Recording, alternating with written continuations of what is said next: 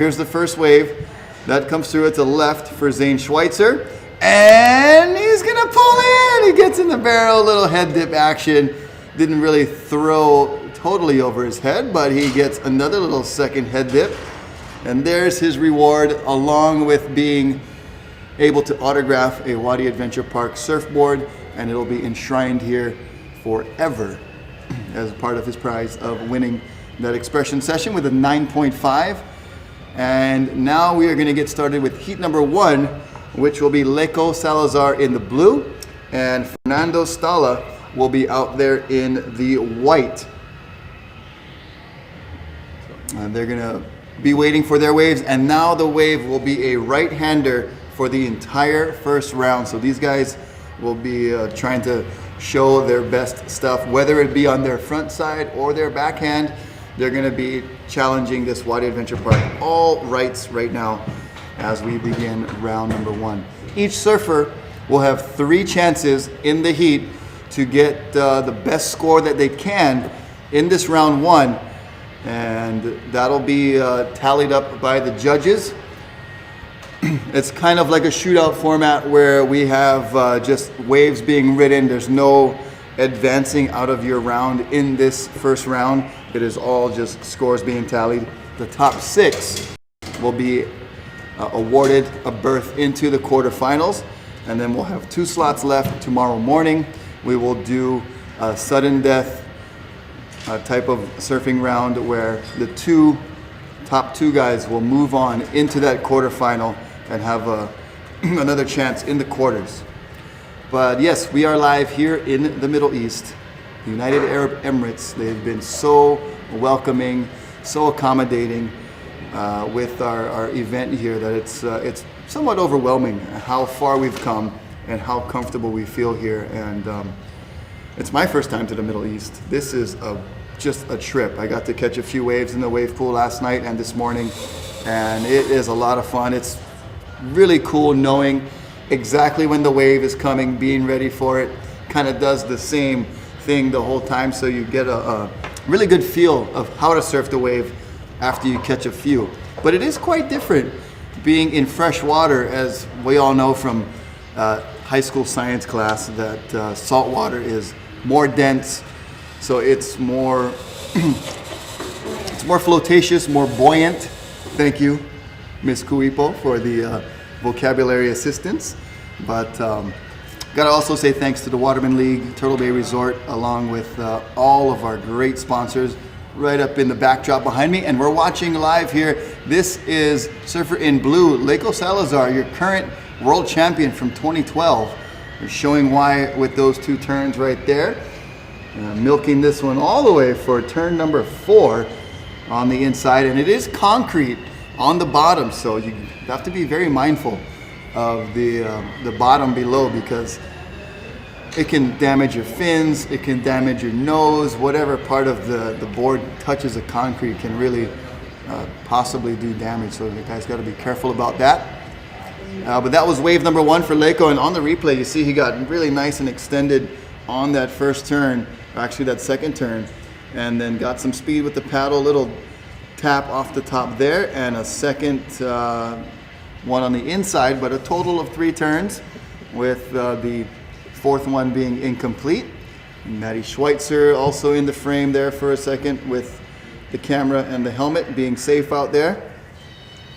And there you have the website. You guys should check that out. Open up another window and check out wadiadventure.ae to see what this place is all about. I mean, it's got an epic mountain backdrop with just always clear blue skies. It rained, I think, twice last year here. So out of 365 days, just 2 days of rain. So very conducive for outside water kind of weather, kind of environment to explore here.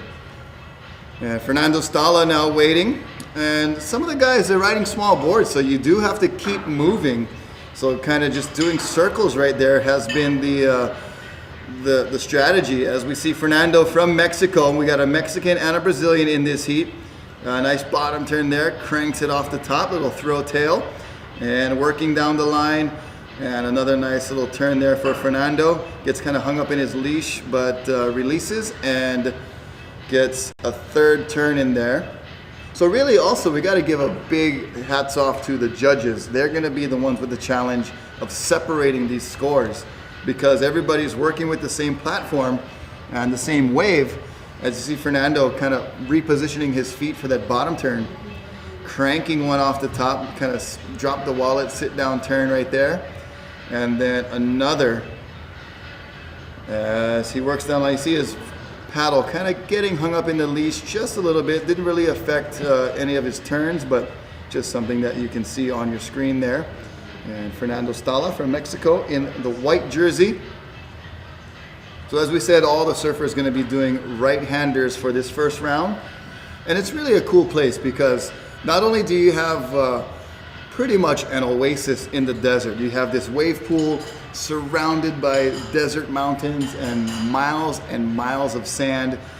You have this crystal blue water park, but also the DJ and the music is just really keeps it lively down there. So when you're out surfing, it's kind of like, you know, you always wish that you could surf to a soundtrack, like your own little surf video.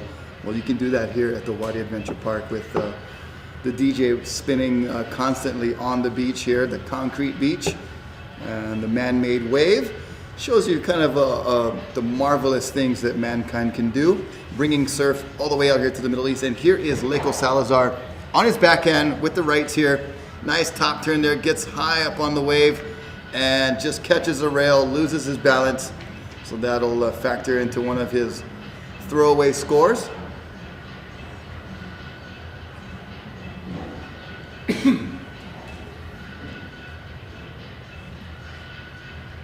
So here's a replay of Leiko Salazar.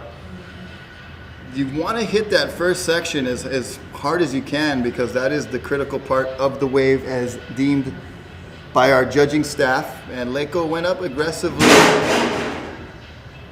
did the right thing right there, and unfortunately couldn't hold on and ended up losing his balance on the bottom portion of that maneuver. And now it will be Fernando Stala's turn. And you see the big sign there, Wadi Adventure Park. They do have whitewater rafting. That is just to the left-hand side of our wave pool here. And it's once again a man-made rapid kind of a kayak and rafting lane and little water feature that they have to the left-hand side. And they have zip lining. They've got different little swimming pools for the kids, for families. So lots of things to do here at the water park itself. And of course, the United Arab Emirates being on the forefront of Middle East progressiveness has been so welcoming here. As we see Fernando slashing off the top, little hair whip there from Fernando, putting some power into it, but unfortunately can't hold on to that maneuver, and he goes down for wave number 2. And each surfer will get 3 waves for their heat. So heat number 2 should be getting ready. We got Jan Vaj from Brazil and Connor Baxter from Hawaii coming up in the next heat.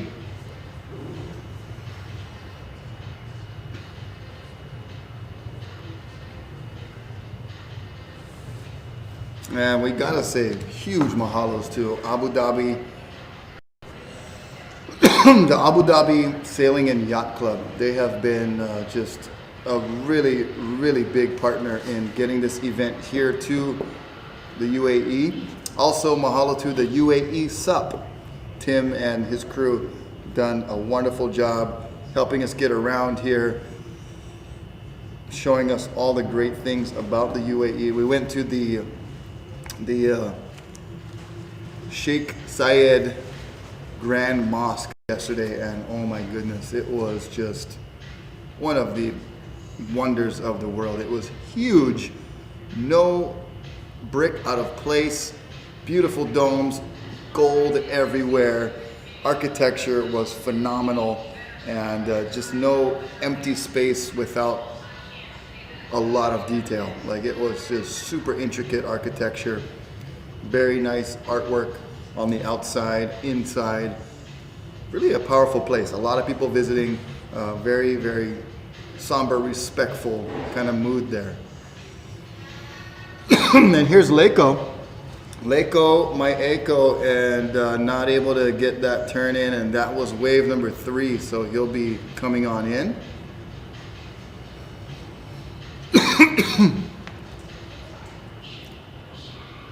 Sorry, that's the only thing we're missing is a cough button, but we should be okay.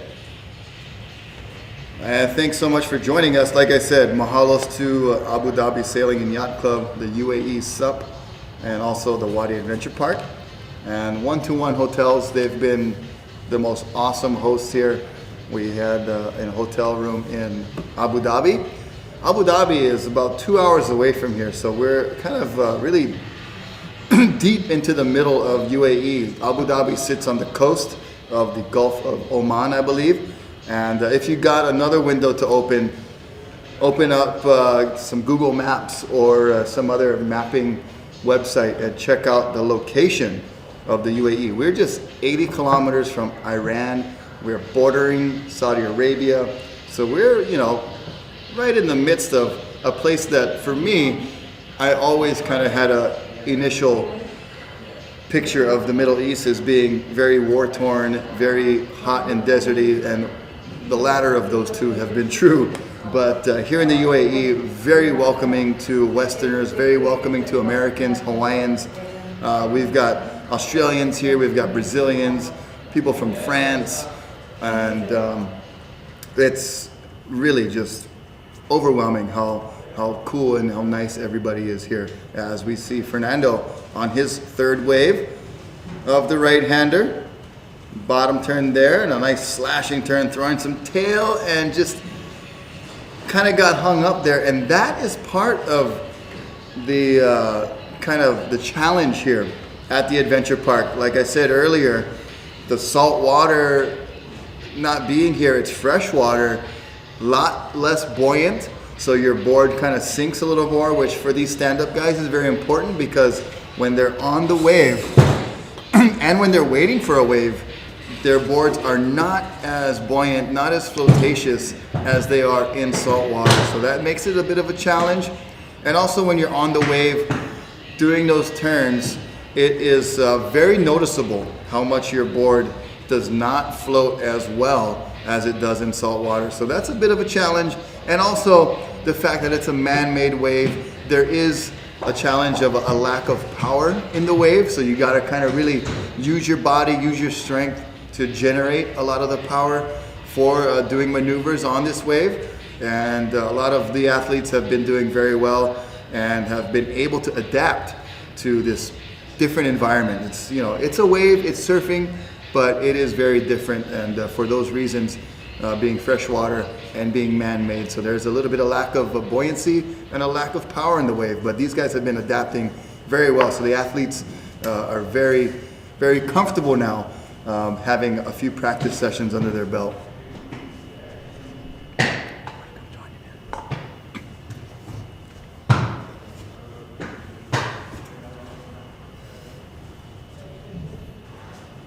And here goes a wave for our surfer in the next heat. This is white.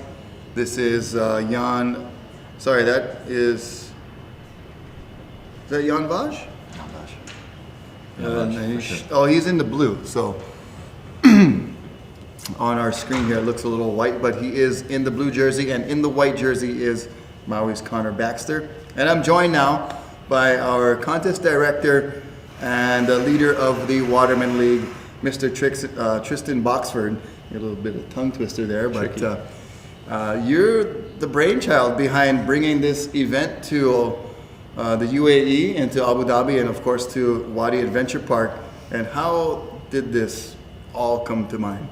Well, you know, one of the big objectives for us with the Waterman League and the Stand Up World Tour and Series is to reach all four corners of the world. And this is quite literally from us sitting at our headquarters in Turtle Bay. This is the other end of the world. Yeah, it is. So that was a big motivation. And we also have a great friend, Kieran Taylor, who is an Australian guy who has been resident here for a couple of years. He just kind of was there at the early stages when it was being built and became like the local, this is his local break. And he said to me, man, we got to do a contest there. Make it happen, make it happen. So we started discussing with Wadi Adventure, and then we got involved with UAE SAP, Tim, of course, and Rainier of the Abu Dhabi Sailing and Yacht Club. And everybody decided this was a great next step for Abu Dhabi. It's such a perfect sport for over here. They have warm water, they have ideal stand-up paddling conditions for flat water, but then of course here in the wave pool for surf as well. So it's a pretty unique opportunity. And like we've been saying, you know, everybody's been very gracious, very welcoming as we watch Connor Baxter on his backhand flying all the way from Maui. And that was a long trip as he gets a couple nice turns on his backhand and just cannot complete the third. Looks like he's wearing some sunglasses. I was going to say, looks straight out of Top Gun right there, huh? With the aviator shades on, we'll see if he can take to some backside aerials. But for right now, everybody's surfing the rights, and Jan Vaj is up next for his wave number 2. Rocky, as you said, the hospitality, that was the one thing that really blew my mind when I came here for the first time in January, just to scope it out. And you know, we'd been discussing for pretty much a year actually of trying to bring it over here, and finally they said, let's do it, let's get together in person over here so you can see it, get a feel for it, and see if it's something we can really do. And the guys just really rolled out the red carpet and just took care of us, and it was clear that you know, this is a great next step for the sport. It's such a perfect location for it. It is such an interesting location for it. I mean, where else can you be riding head-high surf with a desert in the background? Yeah, for real. And it's definitely growing. I mean, the sport of stand-up, we can see it growing all over America, of course, and then throughout the world. But it's one thing to really blow your mind when you meet somebody from Abu Dhabi. The first couple I met was Nick and Jen in Chicago, where we were doing stand-up paddling. I mean, that's a tribute to the Waterman League and your vision of taking stand-up around the world. Now, you know, within a year, we've been to Chicago, now to Abu Dhabi. So places that you don't normally associate with water sports of this nature have been introduced, and it's starting to pick up speed. No, it is. You know, I mean, just on another extreme, we were in Patagonia last week, so or a couple of weeks ago. But yeah, definitely here. Oh, we got Ian Vaj coming up here. And that's one thing you can count on, is the wave is always going to come. And Jan just slashing that first turn very nicely on his forehand. He's got a great forehand snap. And shows us one more, and then a little 360 at the end to great clean finish to that wave there. Yeah, put the cherry on top. You know, Jan, hopefully he's going to take to the air, because you're going to be able to see the beautiful painting on the bottom of his board. Just in the spirit of the trip, he himself painted. Actually, we can see it right now on screen, I believe. If we pan down. Oh no, we're on a replay. Yeah, we're going to watch Jan's wave one more time, and talked about that forehand snap and really nice timing, just speed, power, and flow, the criteria all in view right there. It's been great to see Jan develop over the last few years. I met him when he was, I think, just 14 or 15 in Ibiraquera in the first year we were in Brazil. You know, just a little kid. Actually, he looked a little bit like a Brazilian Kai Lenny. and now you can see he's really becoming a man, a lot more power, a lot more speed in his surfing, and he's going to be one of the threats for the future here. And he's got, I noticed the logo on his board, Art in Surf, which is one of our sponsors here, and he's the artist. He is, man. He drew the mosque that you went and visited the other day. He actually drew it on the bottom of his board, and wow. Yeah, it's great. He's sticking true to his sponsor's name and putting the art in surf. Well, definitely artistic work there on the wave, using this artificial wave as his canvas on that last one, and probably one of the better waves we've seen completed rides of this main event so far. Absolutely. So we got Connor Baxter out there now. He is obviously more known for his racing, but an incredible surfer too. Really finding his legs here on the Stand Up World Tour. And here he goes on his backhand. Nice paddle transition there. Quick snap off the top. And looking pretty cool with his shades on, and just can't get that second turn in there. So Connor is finished with wave number 2. It kind of likes he likes to accessorize when he surfs. In the British Virgin Islands, he got in the spirit of Christmas and had his Christmas hat on for his round one heat. Here he's wearing his Maui Jim aviators. So there you are, Connor Baxter, making it all happen here in Abu Dhabi. And you saw that first turn was great. Just couldn't finish and kind of shows his frustration there and candidly jumps off the board, stretching out and showing us his great dismount skills. So wave number 2 of Jan Vaj comes in at a 7.5. So that's gonna kind of set the stage here for the main event. And especially, you know, we talk about surfing contests in the ocean, the variable always is the waves and how consistent and or how inconsistent, as we're looking at a beautiful backdrop of a huge mountain that's right behind the water park here. So, And Rocky, I have an interesting guest that's going to take over from me right now. You're All going to right. have the local experience rather than my voice. Mohammed's going to come join you and talk to you a little bit about his home Oh, and the great. excitement of having surfing here. So I'll leave you to it. All right. So that was Tristan Boxford, head of the Waterman League and responsible for making this event possible here in the Wadi Adventure Park in the United Arab Emirates. And now, as we're watching Jan Vaj, we are looking at wave number 3 and he just goes down there. So definitely his keeper is the previous score, his wave number 2 with that 7.5 average. And right now, we got the pleasure of being joined by one of the locals here in the United Arab Emirates, Mohammed. How you doing? I'm doing well. How are you doing? I'm doing good. Yeah, cool. So, a little bit about you. Where do you come from, and what's it like living here? Well, I've been born in Dubai. Lived my life down there. I've been always next to the sea. So I always been doing sea activities, fishing, spearfishing, diving. So I'm always aware of the sea. But Yeah, I picked up surfing in SUP 2 years ago. right? I lived in the States for a while. Cool. Yeah, and it's a really cool game. I'm really glad that this event is here. Yeah, that's. I mean, it must be pretty interesting to have. Of course, having this park here is interesting in itself, and then having people come from all over the world to actually compete. How crazy is it to surf in the middle of the desert? It is absolutely crazy. I was just telling Tim, our wonderful guy from UAE SUP, just how I've been here for a few days now, and I'm still trying to wrap my brain around what's been going on and where I am and what I'm watching. And I got out there to surf a little bit and what And it we're feels real, able to real, ride. yeah? It is a real wave. You can actually do some nice turns, as Connor Baxter is going to show us right here. Nice Whoa. slashing turn off that first section, and goes right into the shallowness there. That's one thing they got to be aware of is concrete bottom. It's kind of like reef. Yeah. So we're you know, from Hawaii, we're used to that. I just saw a guy who lost his fin and went back. That has been one of the challenges here coming in that shallow section, is that you do have to be aware of the bottom. And Yeah. you talked about spearfishing and fishing and that, and I had no idea. There's a lot of things I'm learning for the first time being here, because I've never been to this part of the world ever. One of the reasons is Very it different takes culture, very yeah. long.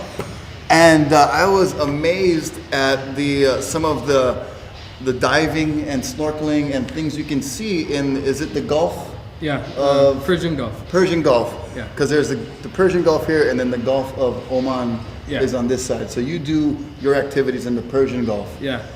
And it's weird that we have waves. And you have waves too. I saw a picture of somebody surfing in Dubai. And then also the underwater shots of the live coral and all the sea life. It's pretty amazing. And another thing that I've been like really taking in and surprised to see that much ocean life happening here. There's a lot of ocean life here. Yeah, I've been going fishing since I was like 4 or 5 years old. Yeah. So I've seen most of it, and you do get really clear waters, like how the pool is right now. And what kinds of, I know there's fish and everything in there, but what kinds of other animals do you guys have in the ocean here? We do have whales. Wow. But from my entire life, I saw like 6 whales in my entire life. So you have to be really lucky to see. Yeah. We have loads of dolphins, sharks. It's actually shark season right now. Yeah. I'm glad we're in the wave pool. Yeah. But we don't have dangerous sharks. Small sharks. Yeah. Black tips, white tips. Nothing like white sharks. Yeah. So right now we're watching a couple Aussies do battle. We're in heat number 3. That was Bo Nixon, and we're watching his replay right here. And Bo is a Nash team rider and really kind of laying into that turn nicely, throwing lots of spray off the back of the wave. That's kind of what the judges are looking for, is those nice power turns. They're looking for that spray coming off the board, and he finishes good. The second turn was okay, and the third, of course, way on the inside, but really nice first turn. And the judging here, they're trying to really have the surfers perform on that first section. You know, it's the biggest part of the wave. Have you ever surfed in a competition before? First 2 not so good, but finally put maybe a little bit of a score on that last one. Come on, So man. stoked to be here, you know. We'll get the local wild card, Mohammed, in there. Playground, And man-sized heat number playground. 8. I'm Waves just throwing it out there. year-round. Seriously, that would look so weird. You've never seen a Muhammad in In a heat. That would be a first. That is the objective, though. Yeah.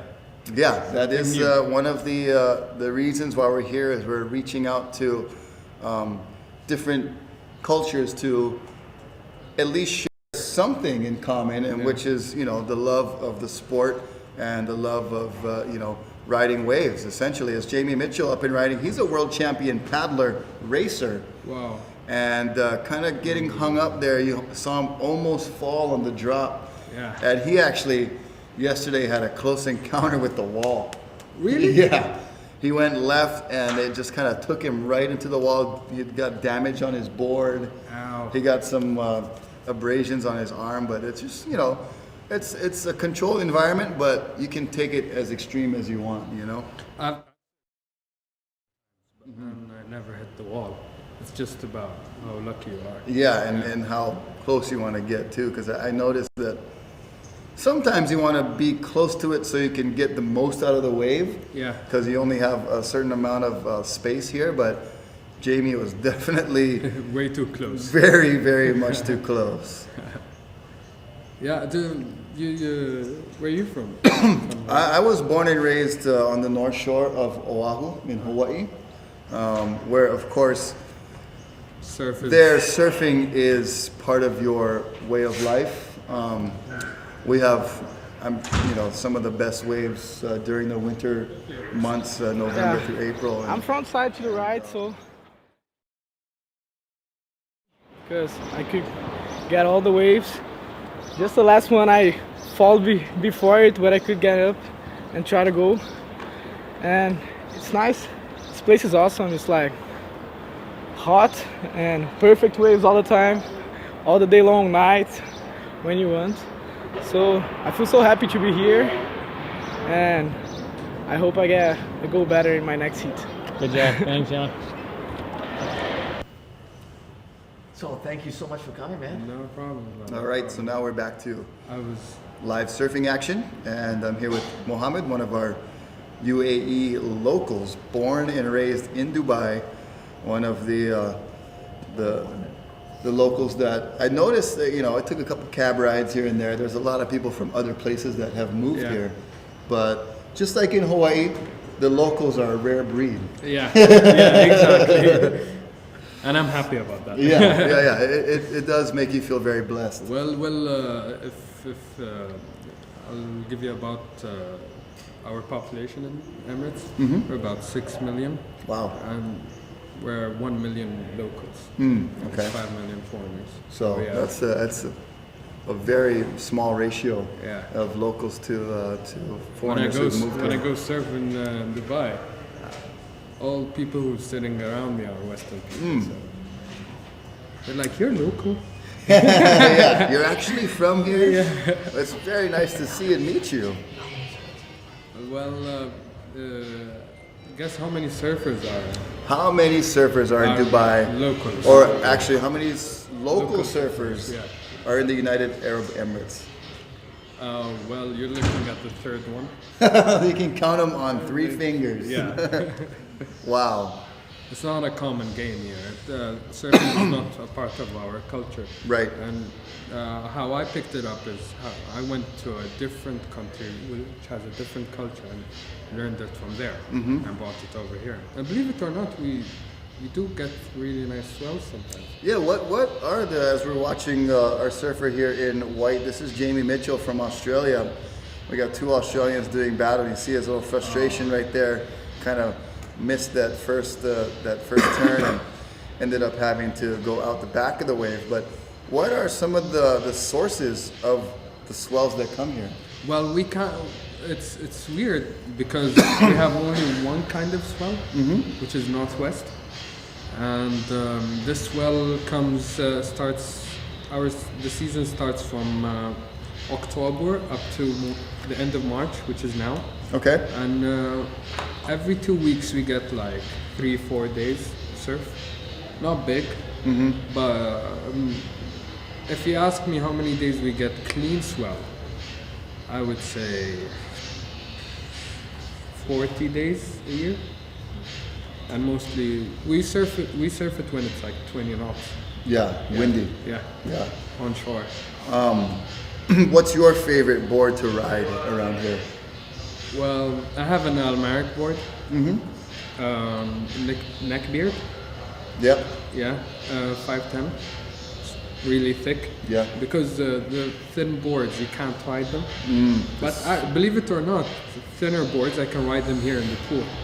Yeah, because I was talking about that earlier, about it would seem a little bit more of a challenge because it's fresh water and it's less buoyant, but a thin board can work in here.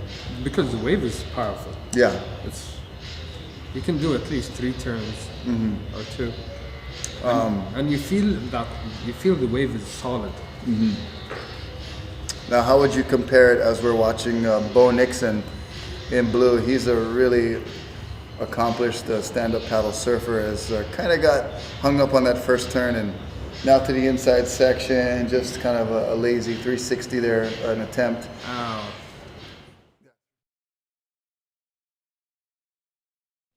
Of this Wadi Adventure Park wave too, some of the waves that you surf in the Persian Gulf. Well, I wouldn't say our waves are not that powerful. There's some days which waves are powerful. I remember this winter we had the swell which had about 45 feet, windy, and that was powerful. But when it's about 1 foot, it's not as powerful as the wave pool here. Yeah. It's easier to get into this wave in the wave pool than those waves. And they have different settings here where you can increase or decrease the power. And what do you know what setting we're on, or what this looks like to you? I think we're on level 5. There are 6 different levels. Level 1, level 2, level 3, level 4, level 5, and level 6. My favorite level is 4 and 5, and I'm guessing it's on 5 right now. Right there, yeah. Yeah. 5 is 6 is too much because it throws quicker and it's harder to stand up. But 5 is surfable. It's like probably the ideal setting, yeah. Yeah. So we do have scores coming in. First of Bo Nixon is a 5.93.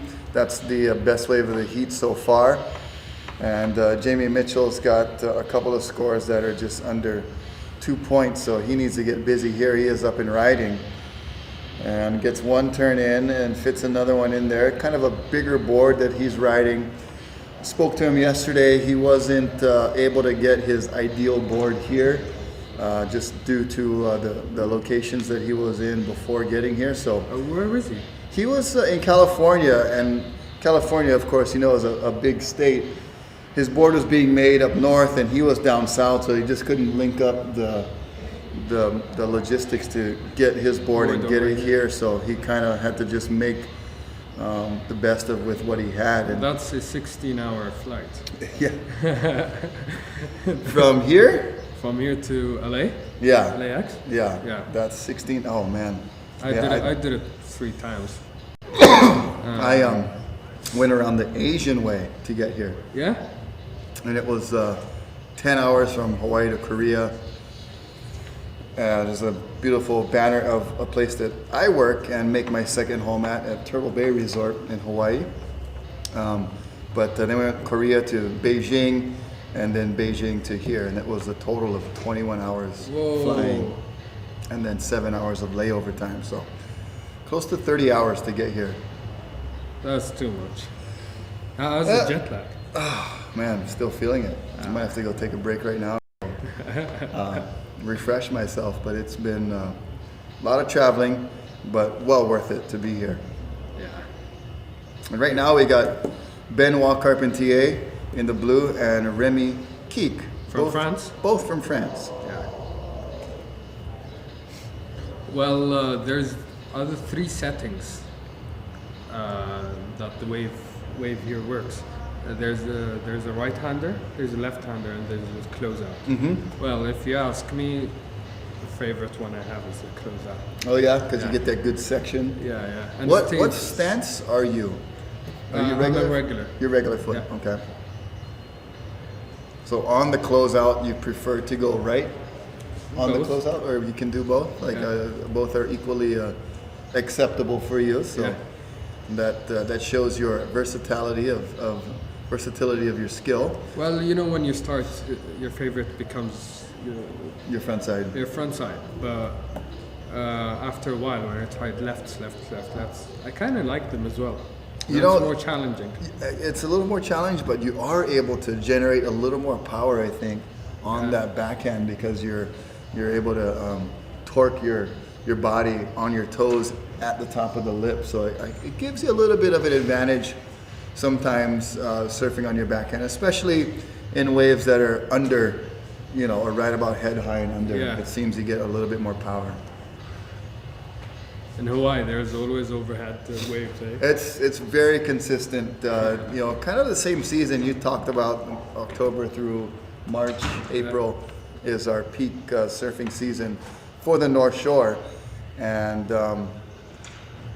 you got to come out there, bro. Oh yeah, I would love to go there. That's So when are you gonna make the trip? well. The other reason why I want to go is because of spearfishing. There you have really clear waters and good We fish. do, and we have lots of fish. Not as much as we did in the past, of course. We do have an issue of people overfishing, as you do almost anywhere. You have a growing population, as we saw. Benoit, I believe that was. Oh no, that was Remy. Remy Keek from France. He's in the white. But we definitely have an abundance of clear water. Yeah. Yeah. Yeah. We have a season of clear waters. The season of clear water is about from February up to May, and the rest of the year is murky water. What's the reason for the season in clear water? Because, for example, Hawaii is what you have in Hawaii is mostly rocks, and what we have here is mostly sand. So, and plus, it became worse. The visibility became worse because of the islands that they built. Oh yeah. Yeah, you heard about the Palm Islands? I did. The world Yeah. Globe Island. Yeah. So the sand is mixed up so much that every year it becomes more blurry. Huh. Yeah. Wow.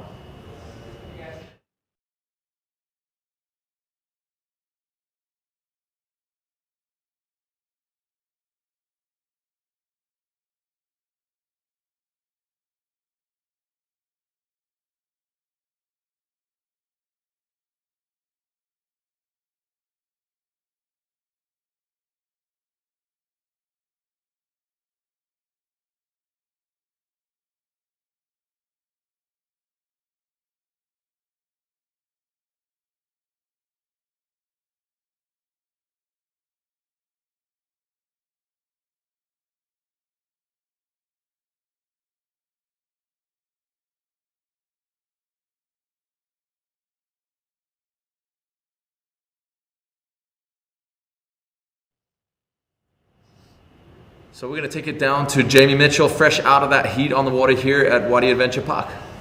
Okay, Jamie, your first heat for today. How'd it go for you? I had a bit of a rough time out there actually. So I had a good warm-up session, felt pretty good, and then I just couldn't work it out. Didn't really get a decent wave. So behind the 8 ball now, I'm going to have 2 really good scores on the left and the closeout. So yeah.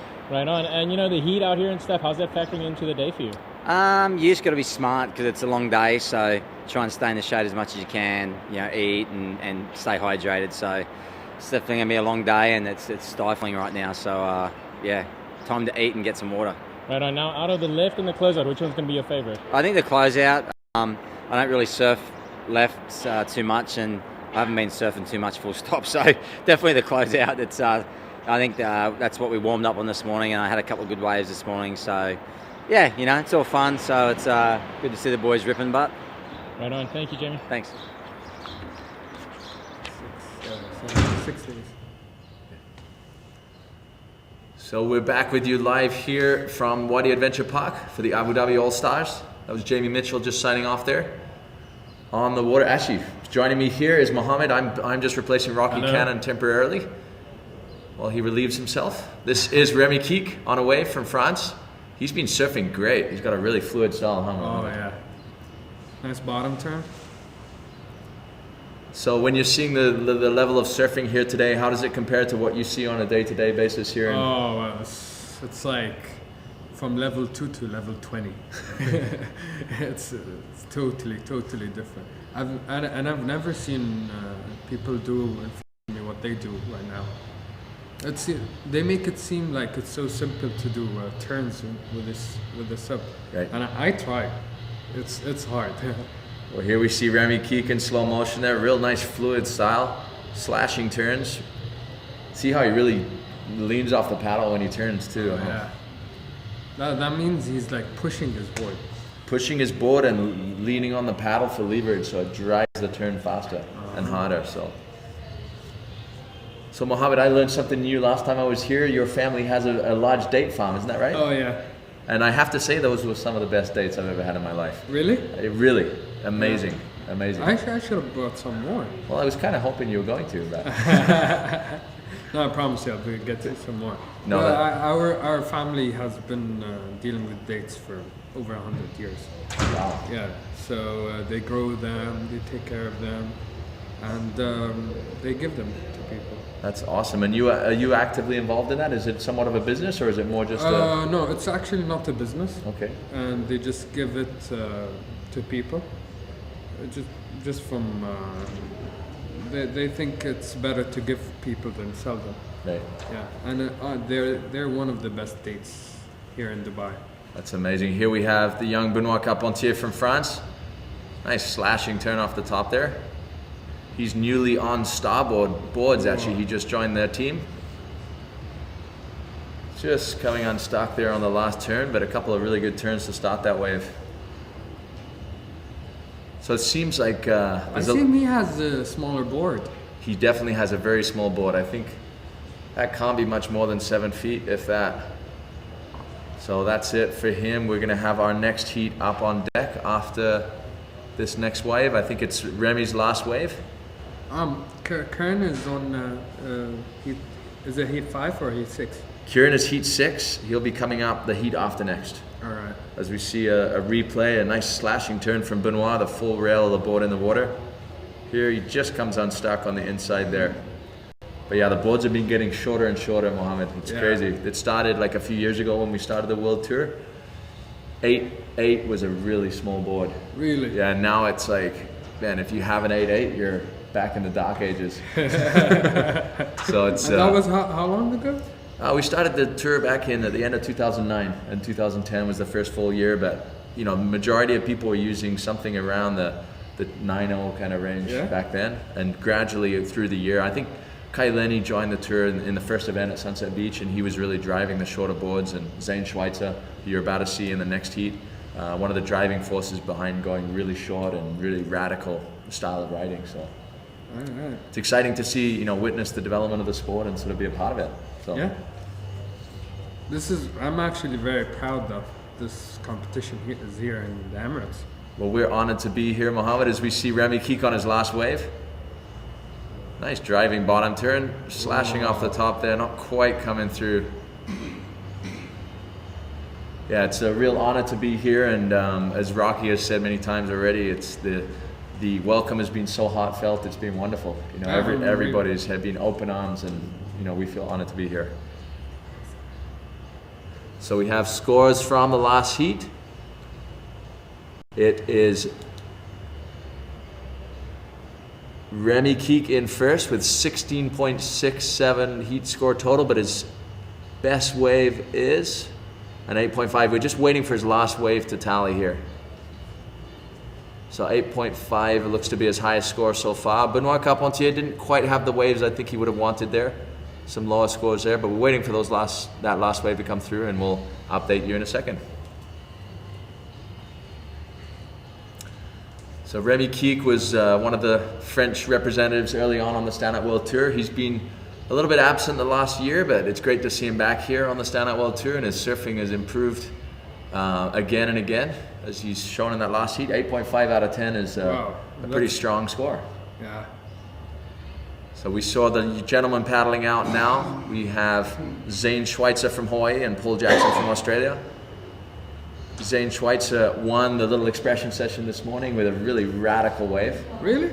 Really radical. I mean, you'll see him. He's one of the more extreme of the surfers you'll see here today, Mohammed. So this should be a heat to watch out for. Did any of the guys do airs here? Absolutely. Yeah? I mean, there's been airs going down all day. This is Zane Schweitzer. Let's see what he's got. He's going to be backhand here.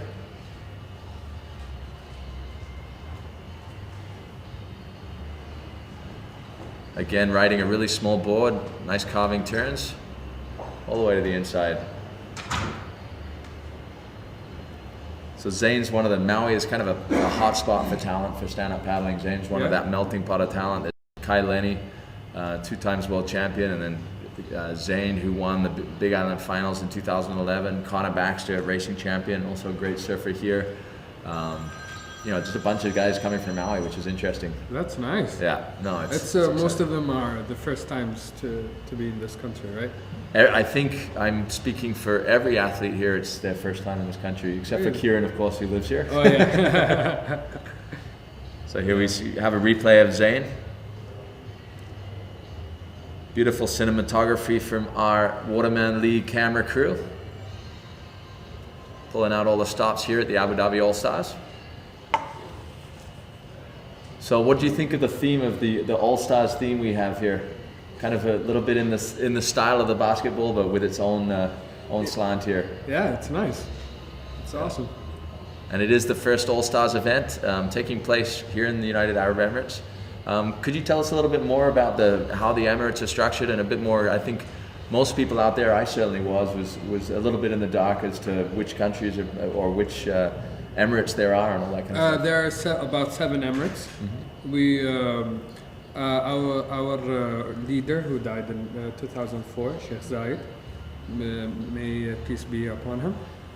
He back in 1971 he got all these 7 Emirates, which are Fujairah, Al Qawain, Ras Al Khaimah, Ajman, Sharjah, Dubai, and Abu Dhabi. And this country was born in 1971, and since then it's been growing slowly and slowly and slowly. And I come from Dubai, which is the most modern city between them all. And Abu Dhabi, I would say, is really modern as well. Yeah. And Abu Dhabi is sort of the capital of the Emirates. Sorry, actually, we got a replay here of Paul Jackson's wave. He's just wrapping up there. Pretty nice ride for the Australian. Yeah. So Abu Dhabi is sort of the capital of the Emirates, right? Yeah, it's the capital of the Emirates.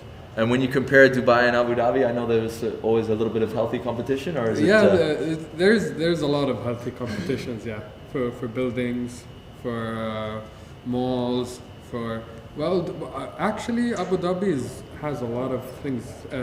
Have you heard of Ferrari World in Abu Dhabi? Yes, absolutely. Yeah. Okay, Remy, your first heat out there for today. How'd it go?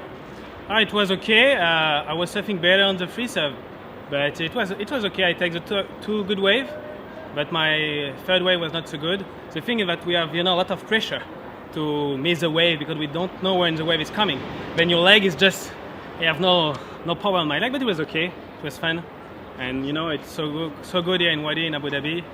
The organization is nice and it's so fun to see the guys ripping. Right on. Good job, man. Thank you. Thank you. Beijo pra minha mulher, do Brasil. Okay, Benoit, you next. Tristan Boxford, of course, filling in here as I took a little break, and we see Zane Schweitzer. I'm alongside Muhammad, who is a born and raised local here in the UAE. And we were just, Tristan asked a very interesting question, which answered what I was kind of hoping to get into also, is the history here. Like you said, a new country formed in 1971 by several emirates who are, I guess... They were separate. They were all separate, Dubai, Abu Dhabi among the seven. And Sheikh Zayed was the one who brought us all together. Really emphasized, hey, we're doing all these things separately. It would work so much better for all of us if we get together and in a group united effort move forward through this life. So that was a very positive and forward-thinking vision. Oh yeah, and they were doing things for the future. Like for example, Jebel Ali port was built in 78, and the port was so huge. People were thinking like, why is it so huge? This is too much for us for now. But they were thinking 20 years or 30 years ahead. Right, and that's an important thing to point out, is that that's what great leaders do. Is they don't just think about now, they think about the future. Years and years beyond, and that's really a gift of a great leader. And we got to, as I said earlier, we got to visit that incredible mosque, the Sheikh Zayed Mosque. It was amazing. That's a huge mosque. Yeah, it was just beautiful. It was really a modern marvel. As we're watching Surfer in White, that is Paul Jackson, I believe. We're in heat number 5.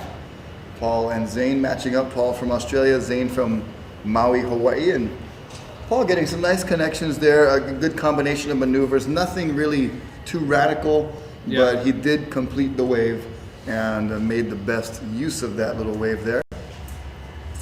But back to a little bit of the history.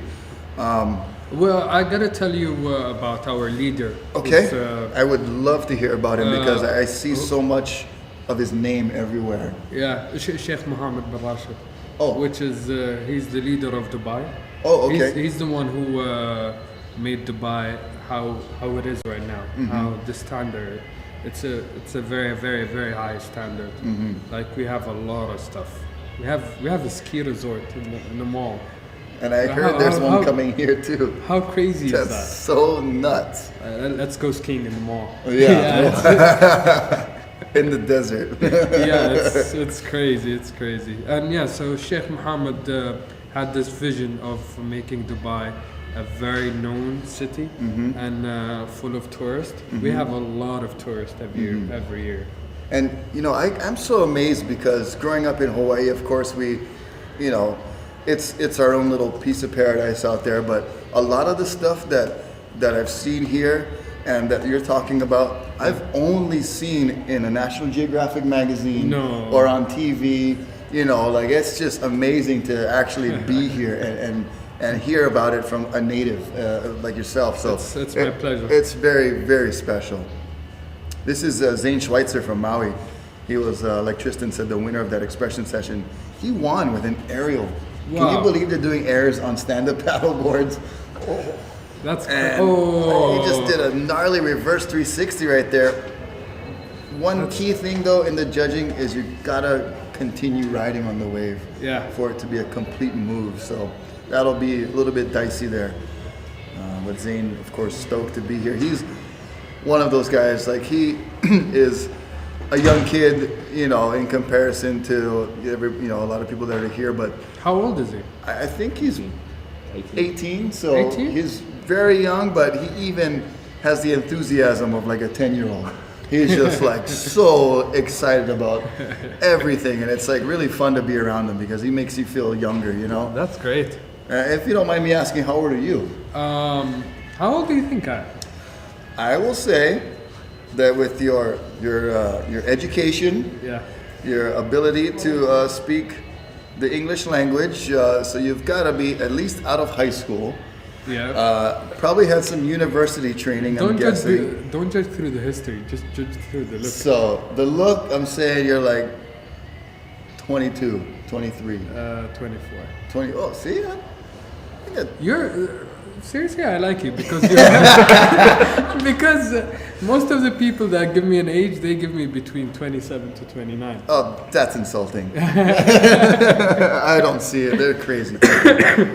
But yeah, thank you very much. You're welcome. And I'm one of those guys, if I take off my hat, you'll know I'm older. But, but with my enthusiasm and my youthful feature of my face, you'll say I'm younger. But I'm actually 33, so I got a little bit of generational gap there. But it's like I said, it's good to connect. Really cool to connect with somebody who's from here. That's like one of the really cool things. That was Bo Jackson. Bo Jackson. That was Paul Jackson. Paul Jackson. And because we do have a Bo from Australia, so sometimes the names get a little jumbled up. Yeah, but so we have Kern in the next year. And Kieran is I So think out there right now with Noah Janela. So Noah's from Hawaii. I actually know his family very well. He lives near me. And Kieran you know very well. Yeah, he's my friend. Okay. We surf together. Yeah, And before we get into this next heat, we do want to let you know that the last score for Zane Schweitzer was a 6.5. And Paul Jackson, his highest score was right in the 4-point range. So he'll want to do better on that. But Zane, pretty solid 6.5 for that last heat. But Kieran from Australia has lived here for a few years. Yeah. And you know him pretty well. Yeah, we actually surfed together back in Dubai a couple of times. Mm-hmm. We come surfing here, so yeah, he's a good surfer. Yeah. I watched him yesterday, and it was impressive. He has, I think, he has pictures of him in magazines back in Dubai, promoting the SUP. Oh wow! Yeah. And he's a Wadi team rider, so he gets to surf here every day. Yeah. Here's Noah Janela. Seriously, you cannot have enough of this. Yeah. When you get one, you just want another one, and they turn on the lights at night, so you can surf at nighttime. See, the fastest hour that you'll ever spend in your life is actually in here. So because you book an hour and you go in and you surf like a couple of waves, and they tell you that an hour passed away and it's like 10 minutes. You're like, wait, already? Yeah. I had a chance to surf it for the first time yesterday, and it was pretty amazing. I have surfed in one other wave pool in Florida, near Disney World. Is it as good as this one? It is not as good as this. I gotta say, the wave is a bit weaker, I noticed. This one's got some good power behind it. So it's a little different, but I think it's relatively the same concept. It felt kind of the same, sitting and waiting for the wave is very comparable, but definitely better here. Oh yeah. Have you ever heard of it before coming here? You know, I saw the clips from when Dion Agius was here. Dion, he was doing all the aerials with the bikini models and Lamborghinis driving.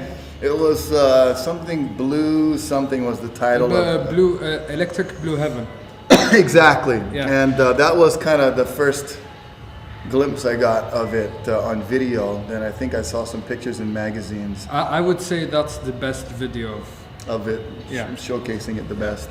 Upper riding Kern, nice cut back. Yep.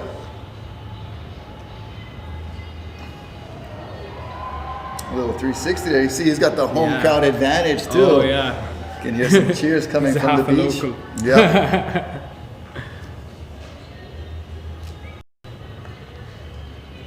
can see who the locals are cheering for in Kieran Taylor. He has a very interesting job here in the UAE. He flies planes. Yeah, fly planes. And even more interesting, he does like some rain sprinkling. He seeds clouds. So he flies over and puts salt Molecules. or some kind of. We're gonna get an expert in to come and help us here. We need an expert, but basically, Kieran makes it rain. Which is a very interesting job. And very important here. Yeah. Because you do have. Oh, believe me, if you came here in July or August, you'll be sitting in your hotel the whole day. No, yeah, you don't want to go outside. It's so humid and so hot. It gets up to 45 Celsius, which you guys go with. We go with Fahrenheit. Yeah. So I would say that is about 115. 115, 118. Oh, definitely too hot for me to be outside.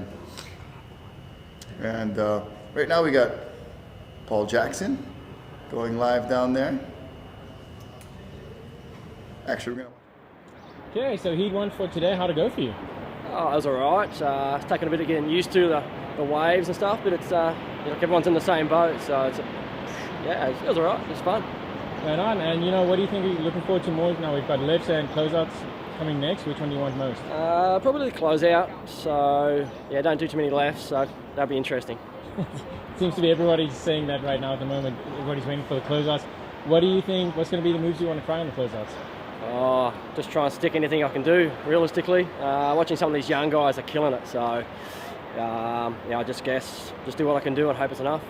Right on. Well, good job out there, man. Thank you. No worries. Thanks. Noah Janela is from a place called Cavella, so that's his nickname that I gave him. Noah Janela from Cavella. Actually very close to the Turtle Bay Resort, where when you do come out to Hawaii, when you and Tim make it out there, hopefully we're gonna put you guys up there, give you the VIP treatment, and show you all the wonderful things about the North Shore. And you know what's my VIP treatment? What? Give me waves. Give you waves? Yeah. That can easily be handled. Especially when you surf the North Shore with me. I know all the spots and all the people. Hey, it's my friend. He's going, okay? All right. Okay. I heard it gets crowded there. It does. There are different seasons. Of course, during the big Triple Crown surfing events, you'll have people from everywhere converging on the North Shore, not only to surf, but many spectators, photographers. I would say the best time to come is like mid to late March. Yeah. Still have very good waves. And Kieran, nice use of that first section right there, hitting it vertically off the top into a cutback and slicing another turn on the inside. But that first turn, we'll watch the replay. That's kind of where you want to make it happen. Is that first section, and we'll watch a quick replay of Kieran's last wave and the nice bottom turn right there, and then really going nice off the top. That first section you want to make use of. So Kieran, of course, using his home break knowledge on that wave. He's the most person who surfed this wave. Yeah. Imagine you surf here for free. I'll surf here every day for 3 years. Yeah. So he knows the wave a lot. Right. And you can see how he's surfing really good. I can't wait to see the closeout heats. Yeah, that's when the section will be available for the guys to be. Like we said, man, these guys were launching airs on stand-up paddleboards. It's quite a Who's the guy who won the session? It was Zane Zane Schweitzer. His dad actually was one of the inventors of windsurfing. Yeah? Yeah. So he comes from a real ocean enthusiastic background from his family standpoint, and a lot of times I think the kite surfers and the windsurfers, because we have this is kind of a new sport. I mean, it's been around for ages and ages as we're watching while watching Noah Janela get ready for his wave. You know, of course, invented along with surfing in Hawaii. It's a new sport for the progressive surfing. And Noah almost had a completed reverse 360. But sometimes the windsurfers and the kite surfers, they're so used to having something in their hands. Yeah. Whereas the conventional surfers transitioning over into stand-up paddle, like myself, I do a lot of stand-up paddling now because it's so much more available. But I find it a little awkward to coming from a surfing background where you're surfing hands-free to having something in your hand. It's a lot more different, I think, for regular surfers to come into stand-up. They have to get used to it. Right, rather than windsurfers and kite surfers who already have that kind of feeling of having something in their hand. So it does definitely make a bit of difference. And you see a lot of the windsurfers and kite surfers making an easy transition into the stand-up paddling. And like Tristan and you were talking earlier, the boards are getting so small. I mean, you can't What's the smallest board now? I think the smallest one is like right around 7'5"? 7 feet. Yeah, maybe even smaller than 7'5", like around 7 feet. And I've seen boards that even look smaller. And of course, you get the young kids. You have to be really thin. Thin, and you have to have incredible balance because you can see out there right now, Kieran, you know, he's a big boy. Yeah. You know, he's probably on something pretty small that me or you would get on that board and be like totally wobbly. So here he goes. He's taking off more towards the middle and probably going to fade, and then kind of shows his knowledge there of fading into the section and cranking one off the top. This is his third and final wave of this round one.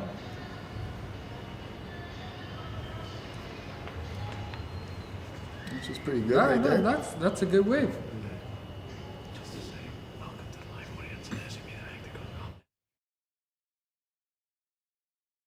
Welcome to our live audience on supthemag.com and Sup Club in Brazil.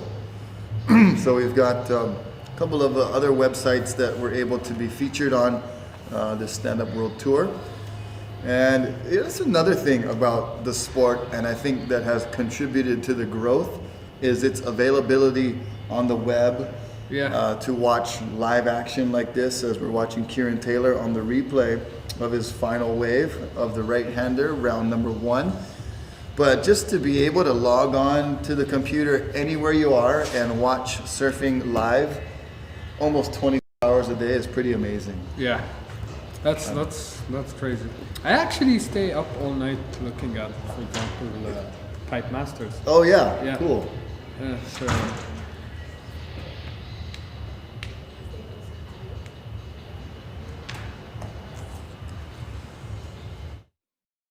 water, it is heat number 7. That's Cody Kerbox, who's in the blue, and Daniel Hughes from California. So Cody's from Maui and Daniel's from California. These are two younger guys that are really on the up and coming part of the sport. As we see Cody, he was surfing really well yesterday. We'll see if he can continue. Goes nice aggressively at the top for the first turn. And a little slashing tail slide there for turn number 2, and then goes on the nose for a little extra flare, and not able to complete that one, but nice first turn for Cody and a second turn. But yeah, I mean, the time change is quite different here too, so you got to be kind of on top of things to know when the action is happening on the web for the surfing coverage.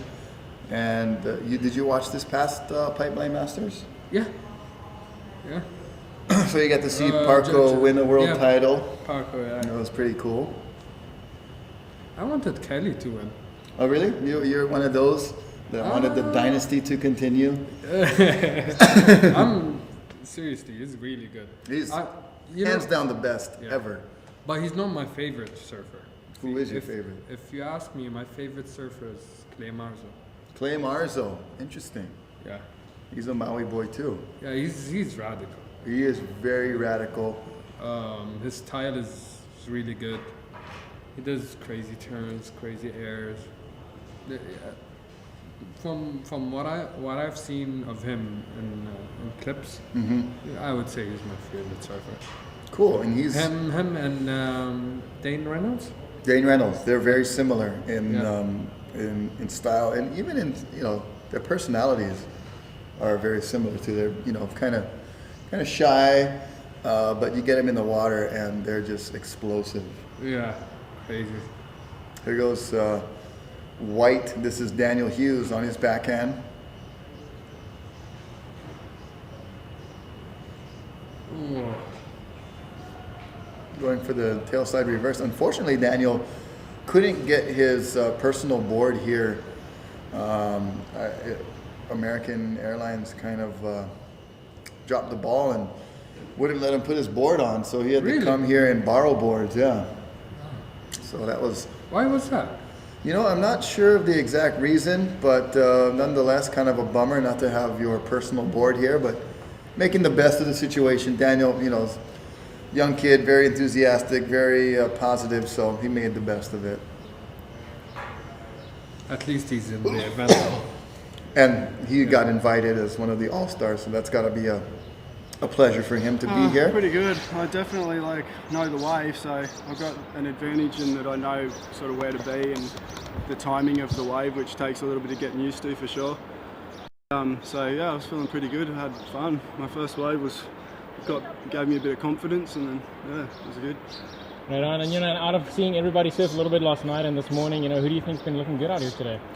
I think a lot of the guys have been looking good on the closeout particularly, and obviously Zane, because he busted that huge air and won the expression session. So Zane and I saw Lecco get a few good ones on the left last night, and a few of the other guys, Cody even's doing some amazing things as well. A lot of the guys are doing really good, but they tend to like the closeout, and most high performance surfers like the closeout more than the lefts and rights because it's a aerial friendly wave. Right on. And then, out of the three, the rights, the closeouts and the lefts, what's your favorite one? I would say the rights. Yeah, because I'm more of a rail surfer, and I just sort of like carving and cutbacks. One of my favourite turns is a roundhouse cutback, so you can kind of do it on the right. Right on. Well, good job out there. Thanks, man. Thanks, Kieran. So Cody getting radical there, and nice flowing turns, and doing the progressive surfing that the judges did talk about in the riders briefing.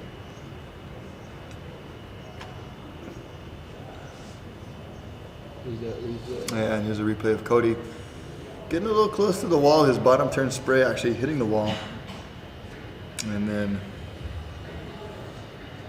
carving a nice turn into a nice cutback, and then beautiful paddle transition, and kind of getting stuck at first, but finally pulling the rotation.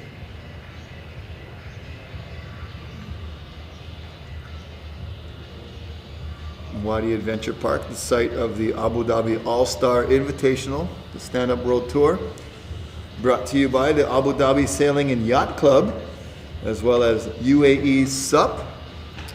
And of course, the Wadi Adventure Park is where we are. You see the big sign there, and the website you can check out for all the information you need if you're looking to make a trip out here, as well as thank you to 121 Hotels setting us up in Abu Dhabi, and here at city we're in is actually called Al Ain, A-L-A-I-N, and it's about 2 hours from Abu Dhabi. And here goes White, that is Daniel Hughes.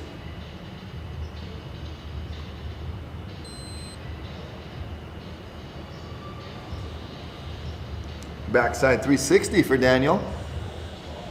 Little fist pump claim there.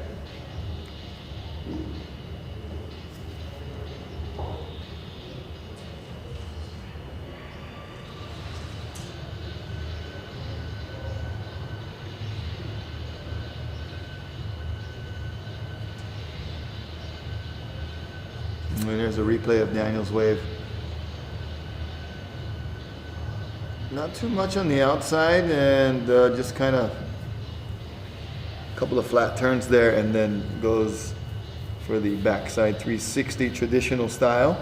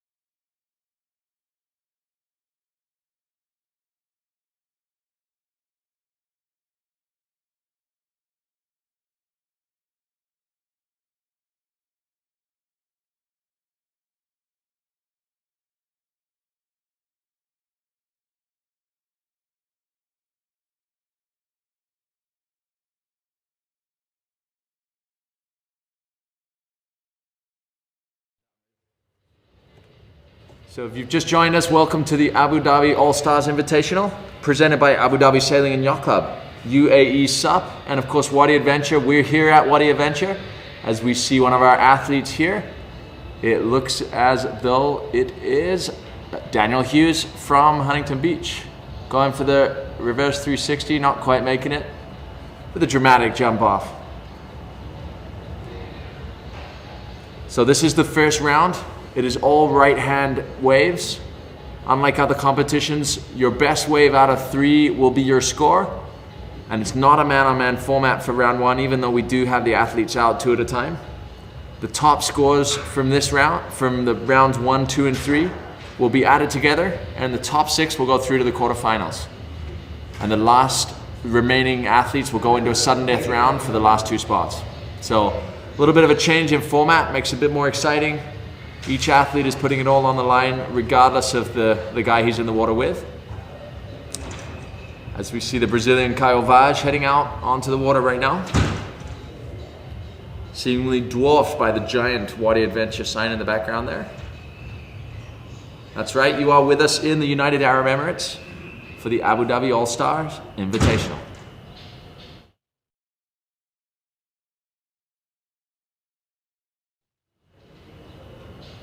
So in fact, Caio Vaz will be out on his own. This is the last heat of the day. Of round 1. We have plenty more action for you today. Sorry, that was my fault. This is the last heat of round 1, where we will have a bit of a break in between round 1 and round 2. We will have a full recap for you, looking back at the highlights of round 1 and the leading athletes coming out of round 1.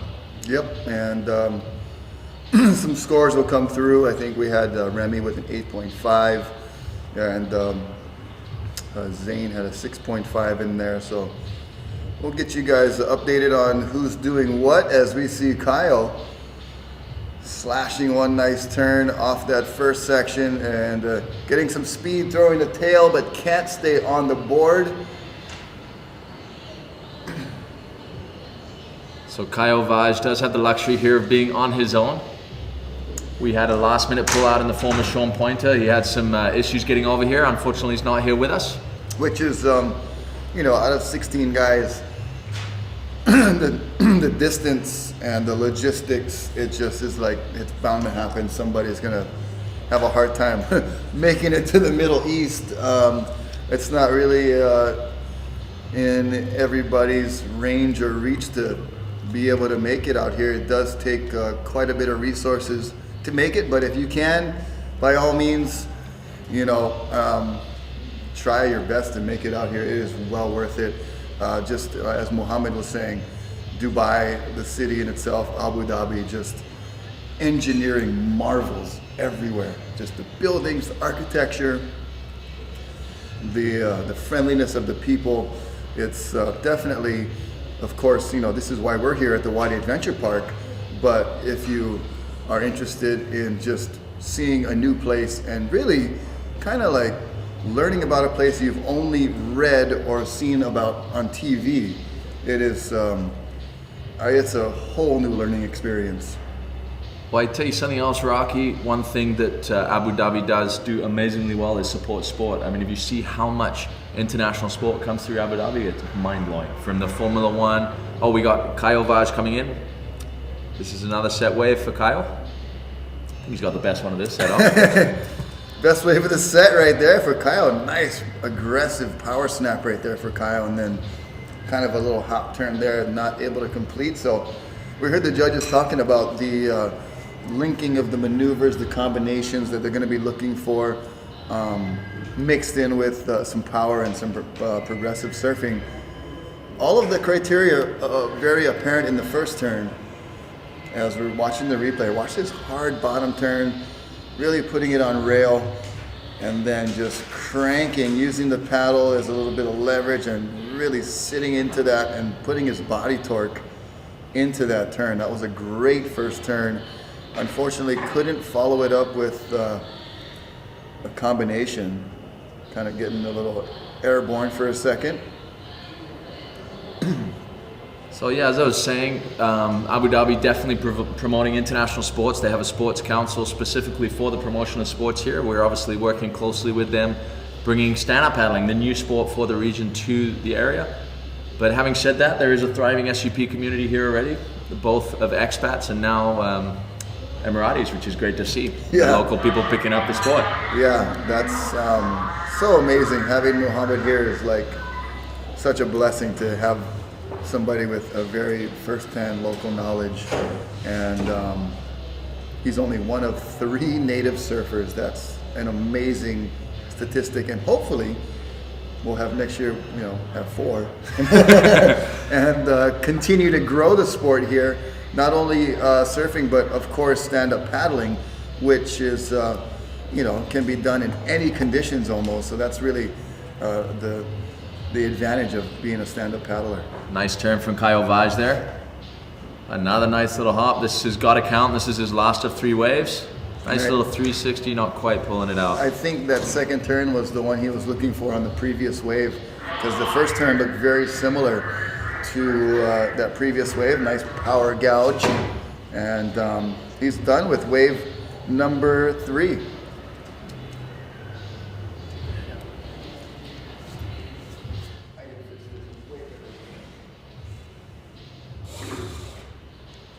So yeah, well, there's only 3 Emirati surfers. In fact, there is a growing SUP community, so the Emiratis are already taking to stand-up paddling in a big way, as well as obviously all the expat communities, of which there are many. So stand-up paddling really thriving over here with the help of UAE SUP. UAE SUP, the official organization for the promotion of stand-up paddling in the country, providing racing opportunities, entry-level learning experiences. Really a great organization operating under the Abu Dhabi Sailing and Yacht Club. So we are honored to be working with these great people and putting this event together here with them. So that's the end of round 1. We will be going into a 25 to 30 minute break here. We'll be providing you with a detailed recap from round 1 before we head into round 2. In round 2, we will be seeing the athletes going the other way as we have all left hand braking waves. As we see another wave, this isn't going to count for Kyle, but he's sure going to take advantage of it. Kyle Vaj is one of the most exciting surfers to watch, throwing the tail out there, a really nice round turn. Oh, snapping, getting his fins free in that second turn. As we see the athletes running out for a chance to get some waves in between the rounds.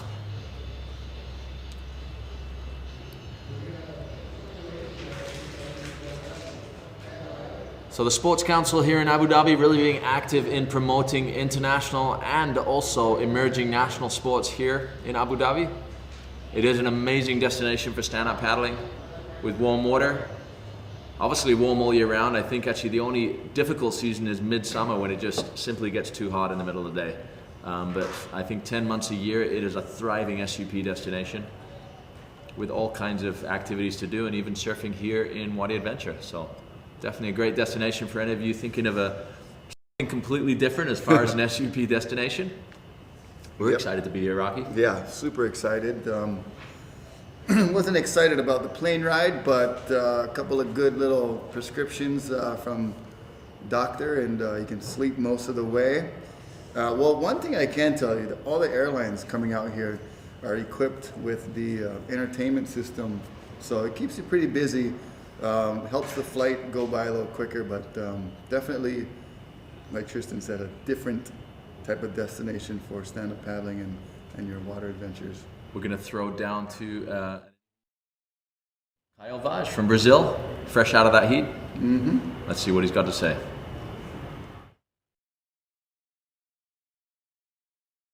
Okay, Kyle, how's it?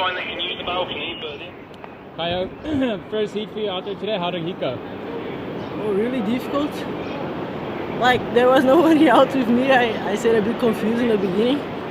And I only surfed closeouts, you know, like the warm-up session, the other sessions, I didn't have the luck to surf left, rights, and closeouts. And we started on the right, but yeah, the first one I felt really weird, and the second one I fell too, but in the last one I could do like 2 turns. I fell on the last one, but I hope I can get some good points so I can count something. Right on, we'll see you in the next round. Thanks, Kyle. Thanks, Christian.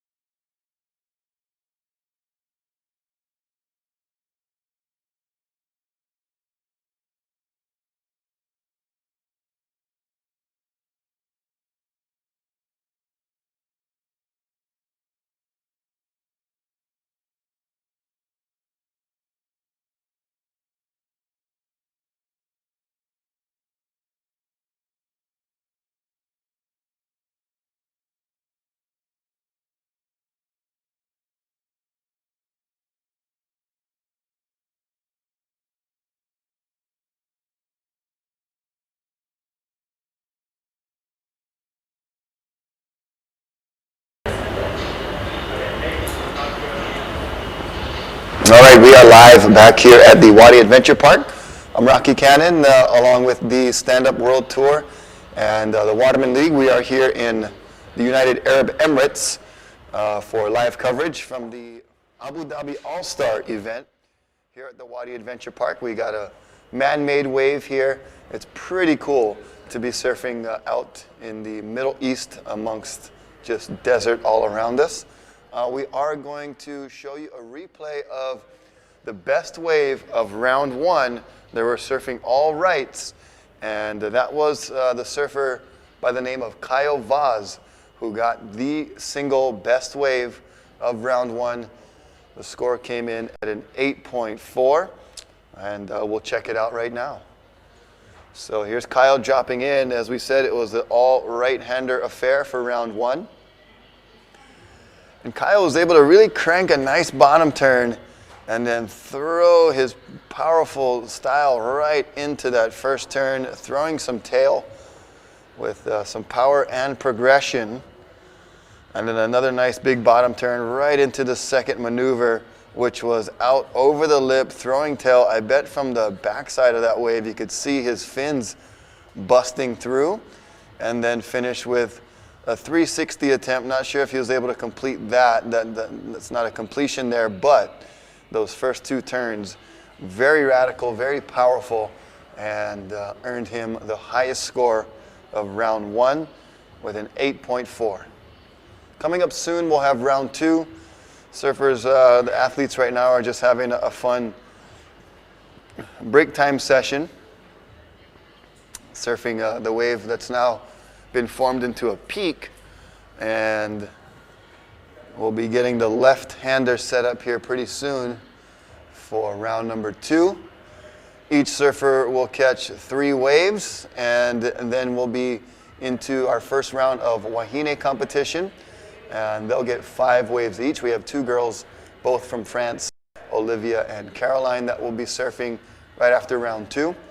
And then we'll get into round 3, which will be the closeout wave.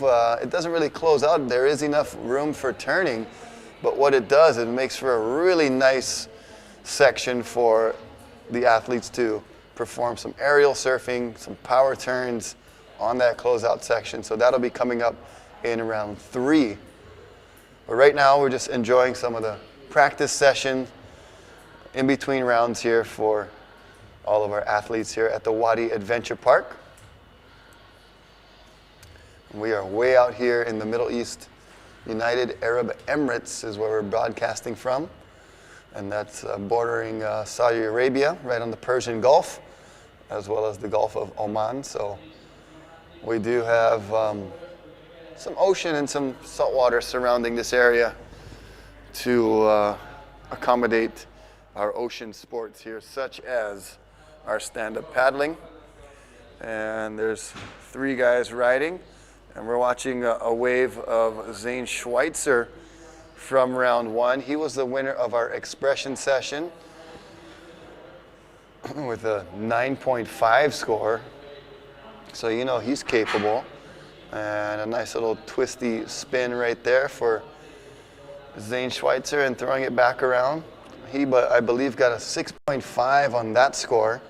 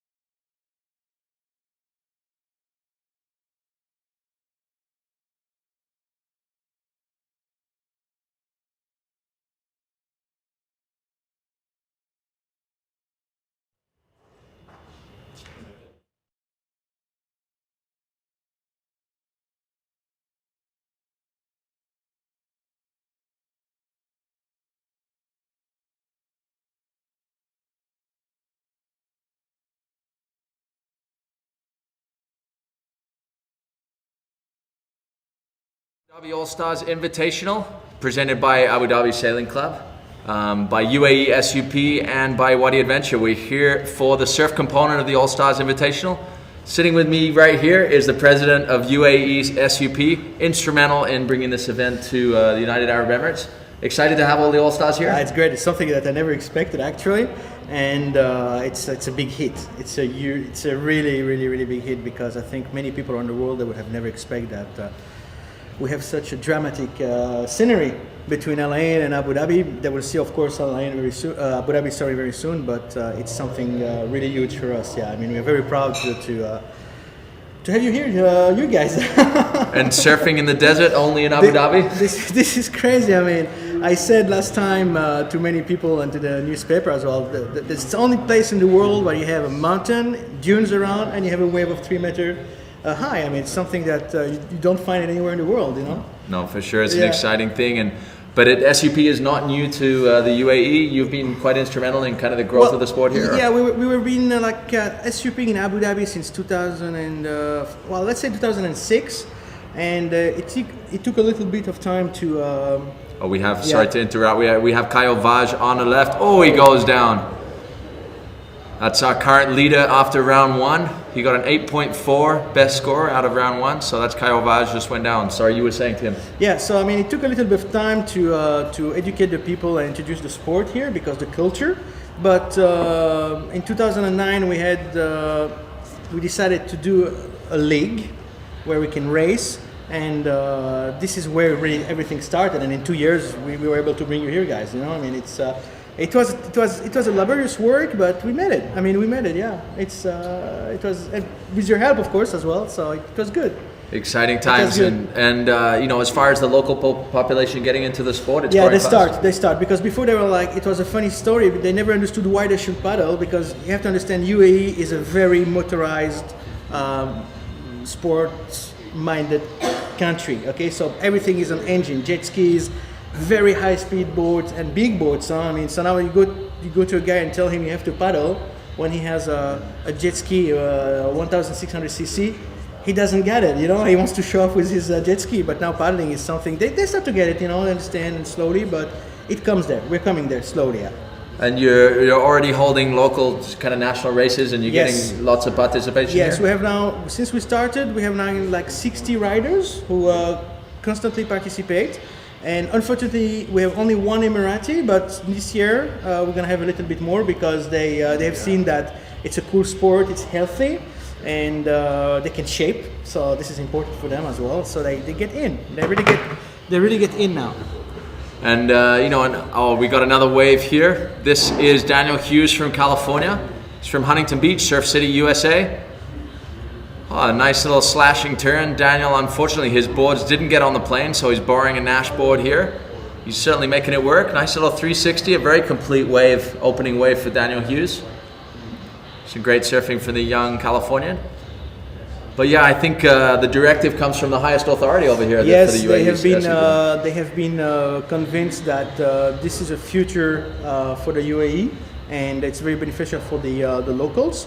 And they want to see the sports obviously growing up, because it's a green sport and everything now. You know, they have this mentality to be a green country. We're building the new Abu Dhabi, which is totally a new city, a green city, and this is one of the things which is part of it. Part of it, yeah. But they like it. They like it, yeah. That's awesome, and obviously the Abu Dhabi Sailing and Yacht Club already do a lot of international sporting events. These people are great. They're very open-minded. They can understand what's coming in the future, and they're really keen to promote the sport. I mean, they are actually one of the main factors that this event happened. I mean, without them and their support, I think it would have been more difficult to execute this world tour here in Abu Dhabi. This is the truth, yeah. That's awesome, and as we look ahead, certainly I know this is opening a lot of international people's eyes with the idea of coming to the Middle East for stand-up paddles, surfing and racing. Next year we're looking towards great things, right? Exactly, we want to make it huge next year. We're talking about hundreds of riders coming here, still under invitation, of course, but we wanted like a world tour stop here in Abu Dhabi. So here we have Kyle Vaj. Nice snapping backhand turn there from Kyle. And another. Just goes down there. So he's leading the pack right now after round 1. He's a great athlete from Brazil, stormed onto the scene at the end of 2011 and has been in the top 5 ever since. He's a great young talent. He's also a reality TV, or actually a soap opera star in Brazil. Yeah, he looks like, yeah. So he does look like, And there's another, here we have a slow motion. Almost comes unstuck there, but manages to hold it on. He's always doing something unexpected, a really radical style. Kyle's definitely, he's a very entertaining surfer to watch, but yeah, he is a soap opera star back in Brazil. Yeah, I mean, he has the shape, yeah, for that, yeah. And him and his brother actually have a Brazilian camera crew who follow him to a lot of the events, doing a kind of a bird's eye view of their lives. So they're young celebrities coming all the way from Brazil. It's exciting to have them here. This is a great thing, is that, I mean, these young guys, they took the initiative as well to come here. I mean, I was talking to them, and none of them have been here before. They had no idea how was it, you know. Yeah. I mean, and they discovered this place, Abu Dhabi, and wow. I mean, it's impressive, you know. Well, that's really been the overwhelming response from all the guys. Has been just the welcome has been so warm. Everybody's been so hospitable, and just really wanting to make their stay here memorable. So I think that's a great kind of selling card for future people to come here. Exactly, I absolutely agree with you, because I think many people outside the Middle East, they don't perceive the Middle East in such a way. Like, we can surf here, we can stand up paddle, we can do so many things, you know, and it's a pretty much advanced civilization here in the UAE. They have everything. Absolutely, and here we have Daniel Hughes slashing again. He's having a much better heat. He looks a lot more comfortable on his forehand here. No, definitely. I mean, as far as an SUP destination, it's pretty magnificent. I mean, you got warm water, you have some downwind runs, you have waves here in Wadi. Yeah, and we got as well, like, now that the great thing people like to do is like paddling in the mangroves. For example, we have huge areas of mangroves, and it's really nice sport to be practiced in Abu Dhabi. I mean, it has a lot of future, and this is what we're trying to do. I mean, we're trying to promote the sport as much as we can. It's exciting times. Yes, it's exciting times, and plus we have to say something else, is that we are the first country as well having an official governmental body for the SUP and surf, which is ruling the SUP and surf in terms of regulation only. It's not a profitable branch of the government, but it's just we want to make sure that safety, the standard of training, schooling, everything is up to a certain standard, because we want to see Emiratis kids joining you guys in the World Tour one day. Absolutely. Well, we were just speaking with one of the budding stars, Mohammed. Yeah. Hopefully he's going to bring his dates to the other sides of the world to compete on the World Tour. We're hoping so. It would be fantastic that this guy goes to Hawaii and surf the big waves, you know. I mean, it would be really amazing, you know. Exactly. I mean, this is the thing, yeah. And I think that's one of the goals, certainly with the Waterman League, is we not only do we want to bring people from all over the world to come here, we want to encourage people from over here to go all over the world. And, we've been fortunate that's happened in Brazil, in France, in Tahiti, where we've created a hotbed of kind of interest and talent in the sport, and they followed. And here we have Caio Vaz, one of that hotbed of talent, right on the wall there. A nice slashing turn. And we're getting intense clarity here on our red Epic camera. Johnny De Cesare, our exceptionally qualified camera guy here, giving us the goods and the replays. The replays are good, fun, huh? yeah. Like, the clarity on them is crazy. It's crazy. Yeah. I mean, these guys are really talented. I'm really surprised to see the level is so high. I mean, it's comparing what we have here, we are far away behind still, but hopefully we'll get there, you know. Well, Kieran's been, he certainly represents for you guys.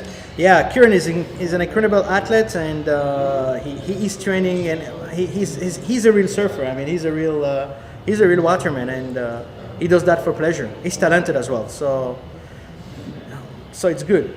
Yeah, Caio Vaz really showing a really fluid and slashy style there. Just a great wave, that last one. That'll certainly, I think, be his highest score. We're going to pass you back to the much more dulcet tones of Rocky Cannon, our friend from Turtle Bay on the north shore of Oahu, as we say goodbye for now. Thank you, guys. We'll pass you over to Rocky. Bye-bye.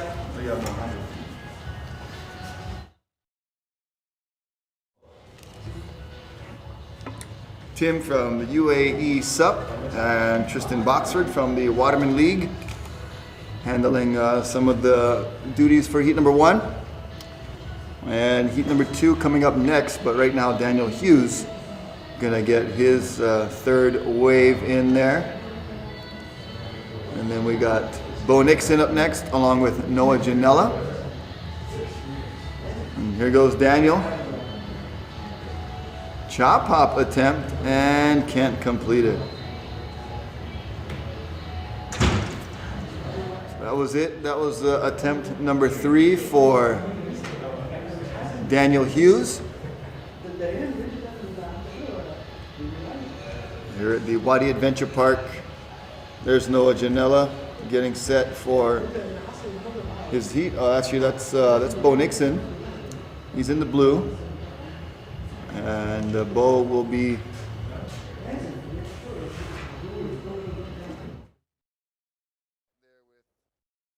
Noah Janela.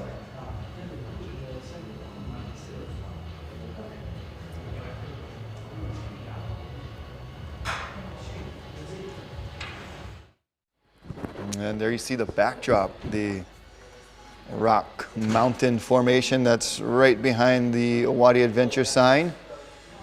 And it's literally like a sheer cliff going up that mountain right there. So quite an amazing setting here for the Abu Dhabi All-Stars Wadi Adventure Challenge, brought to you by the Stand Up World Tour, as well as the Waterman League. Turtle Bay Resort, part of our sponsorship here, along with Starboard, Nash, JP Australia, Fanatic, Art in Surf, Corban, Bic Sup, Body Glove, Rogue SUP boards, Puka Patch, along with Focus and SUP Magazine and Mistral. As we see Bo Nixon up first. Here he is from Australia. Nice big bottom turn, cranking a turn off the top on his backhand, but catches a rail and goes down. So that's attempt number 1 for Bo Nixon. Noah Janela now going to take his board out to the left and see if he can improve upon his round 1 score.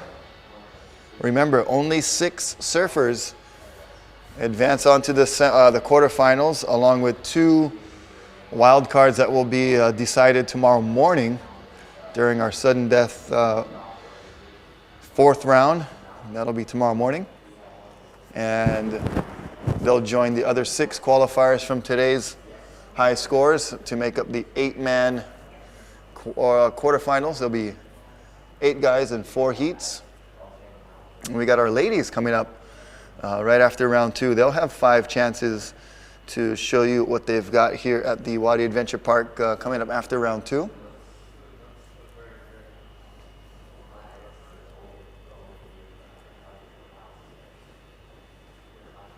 And the song that comes to mind when you're standing out in the shade out there is 96 degrees in the shade, because it literally is piping hot, even in the shade. And out in the sun out there, it's probably in the 90s Fahrenheit. So Noah Janela patiently waiting for that artificial wave to be pumped up by the hydraulic system here at the Wadi Adventure Park. And here it comes. Comes up on you pretty suddenly. We saw Kyle Vaz in the last one kind of pearl diving there, as he got surprised by that kind of a late drop. And Noah, a nice carving turn, a little check turn for turn number 2, and an incomplete 360. So that won't be one of his top scores. That'll just factor into probably a throwaway score for Noah. And we're going to go down for an interview with guys from the last heat.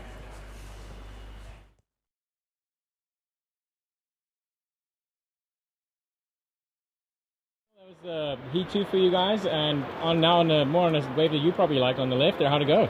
It went pretty good. I got that first wave under the belt, which was nice, so I just tried messing around the rest of the heat, and I'm pretty stoked. That first wave, I got a couple really good turns in, and then got 360 and then another little turn, and it's pretty fun here. I mean, in a wave pool, who could get 4 turns, you know? I never thought a wave pool you could get 4 turns on, but I'm just having fun here, you know. I just want to thank Premier for giving me some money to get here, and also Victory for really helping me out. You guys made it happen for me, and I just want to thank you. And yeah, I'm just having fun. Waves are always good here, I guess. Cool. Thank you, Daniel, and good job out there, man. And Kaio, you know, it's on the lift now for you. What do you think? How'd it go? It's here in the UAE, the United Arab Emirates, and got news of a swell possibly headed our way, huh? Yeah, small swell. Yeah. Better than nothing. Always better than nothing, that's for sure. Here comes a wave for Bo Nixon. Bo now surfing on his backhand.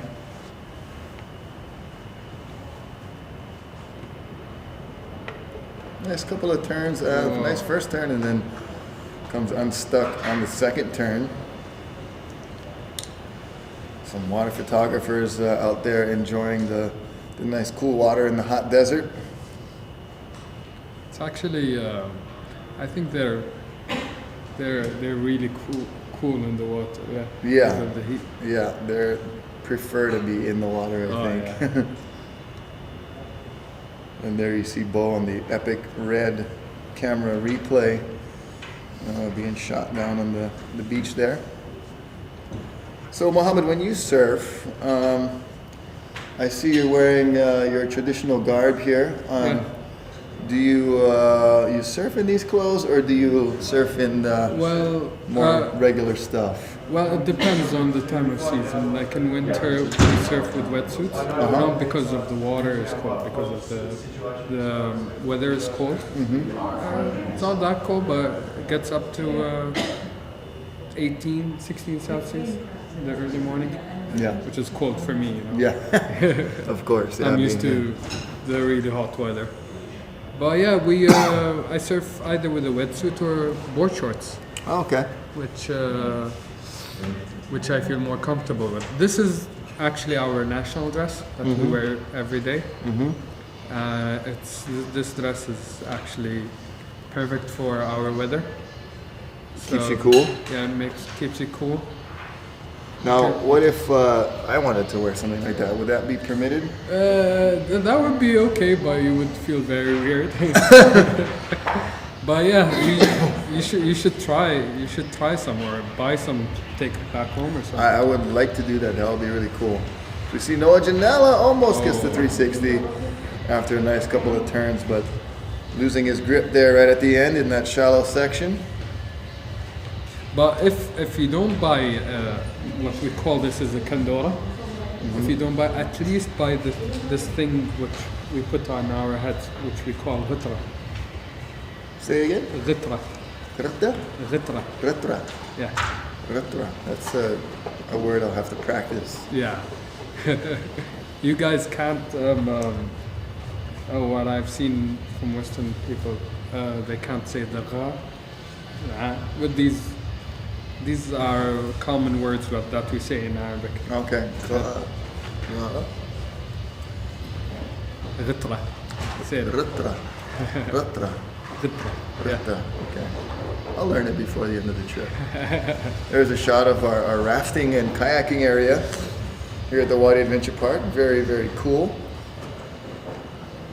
People, when this place opened, I would tell people I'll be going surfing in Al-Ain. Yeah. And they would go like, what the hell? There's no waves there. There's only desert. When I tell them about the wave pool, they don't believe me. Wow. Yeah. Actually, one of my friends didn't expect anything, but once he saw the wave, he was like, this is like real ocean. It's as real as it gets in the desert, as we see Bo Nixon up and riding on attempt number 3. There's top turn there, works it back into the next section and catches the rail. He's kind of had trouble on his all 3 attempts. That second turn has kind of been the nemesis for Bo Nixon, and he will exit the water, and that was his 3 chances there. Now Noah Janela will get one more shot at it for round 2. And you see the replay, kind of got hung up there, and then this one just really kind of dug in the rail and threw his timing off and not able to complete that maneuver. So Bo Nixon heads back to the beach while Noah heads out. But you never thought of doing a tournament in the middle of the desert.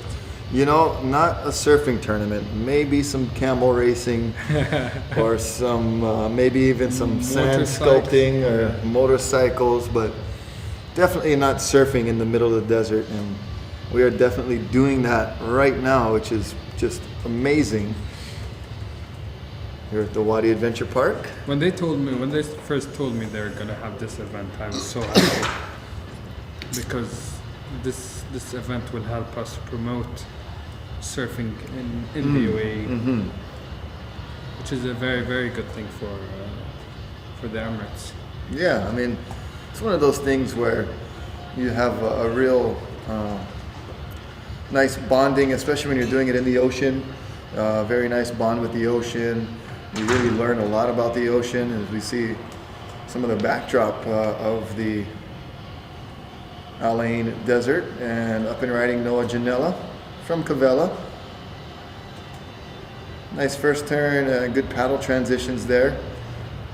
And a lot of times these athletes will use the paddle as leverage to help them in their turning, and the judges definitely do look to the surfers' use of the paddle in their factoring of the scores.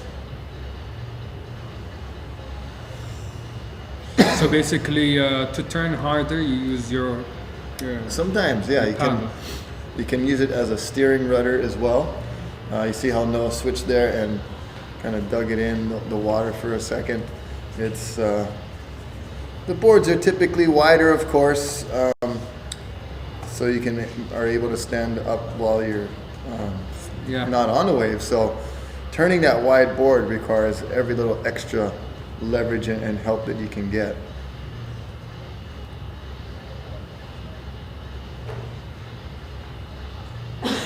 Which heat is it now?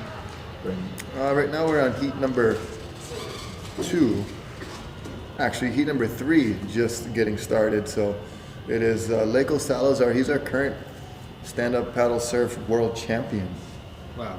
He won last year, and he's a very, very talented athlete. Really knows how to get the right scores, really good at choosing the right waves. Of course, here, choosing the right wave, not as much of a strategy. Yeah. You got only one place to stand. Yeah, and here goes Leko.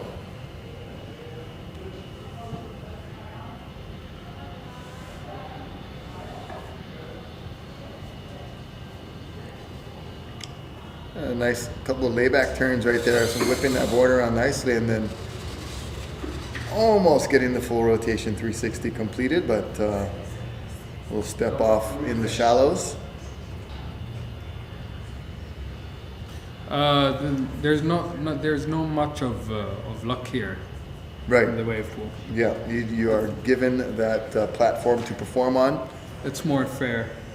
Definitely more fair, and that's kind of been the Achilles heel, if you will, of competitive surfing, is that you're always depending on the ocean conditions, and when the ocean is lacking, it makes for very difficult times, challenging times in surfing competition. So having a level playing field, if you will, with that consistent wave really helps that part of the sport, which I think, if you're going to talk about the future of surfing competitively, there's been Olympic talk, there's been talk of taking it to places without oceans, such as here in Al Ain. I think the direction with the wave pools is kind of like skateboarding or BMX ramp riding. Everybody rides the same ramp, and you get your chance to do your run and your routine. So I think that this Wadi Adventure Park in the wave pool helps kind of bring it on that level, so you get consistency. Yeah, instead of giving a waiting period. Right, and having to go it's through always a heat. there, you know? Yep. And the chance of you going through a heat without catching a wave is pretty impossible here. Yeah. And this is Fernando Stala. And it looks like he did something with his hair. Got it tucked away back there. So Fernando from Mexico, making the best of that wave right there.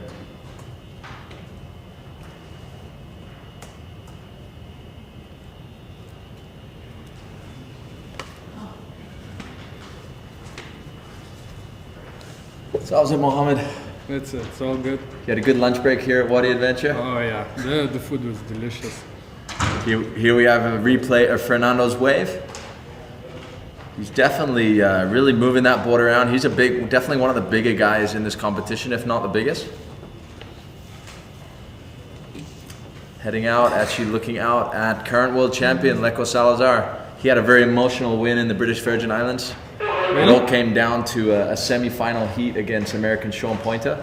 Wow. And whoever won that was pretty much going on to win the world title, and he won it, and it ended up being an all-Brazilian final for the first time in the World Tour history against Caio Vaz, who's the current ratings leader after round one. So definitely a lot of talent coming out of Brazil, as in the surfing world. So. Well, I realized from this competition you have people from around the world. All over the world. France, Hawaii, Australia, Mexico, Brazil, Hawaii. We have regularly on the World Tour, we have something around 18 or so nations. But Wow. we're excited to add the United Arab Emirates to that list, so you better start training, Mohammed. Hopefully. I need 10 years maybe, or... No, here's Lecco Salazar showing how it's done. Really smooth surfer. Sliding the tail out there back into the white water. He's definitely got a very relaxed, easy flowing style compared to some. I like his board. It's a Brazilian thing. When you go over there, they all have the fluorescent color boards. And some people say it's a tactic so the judges really see their boards. You have a gray or a white board, people don't really see it. You have a pink or an orange or a yellow board, it stands out. That's a good tactic. Here we see the replay. Just really smooth transitions always from Lecco as he releases the fins there, back into the white water, a lot of control.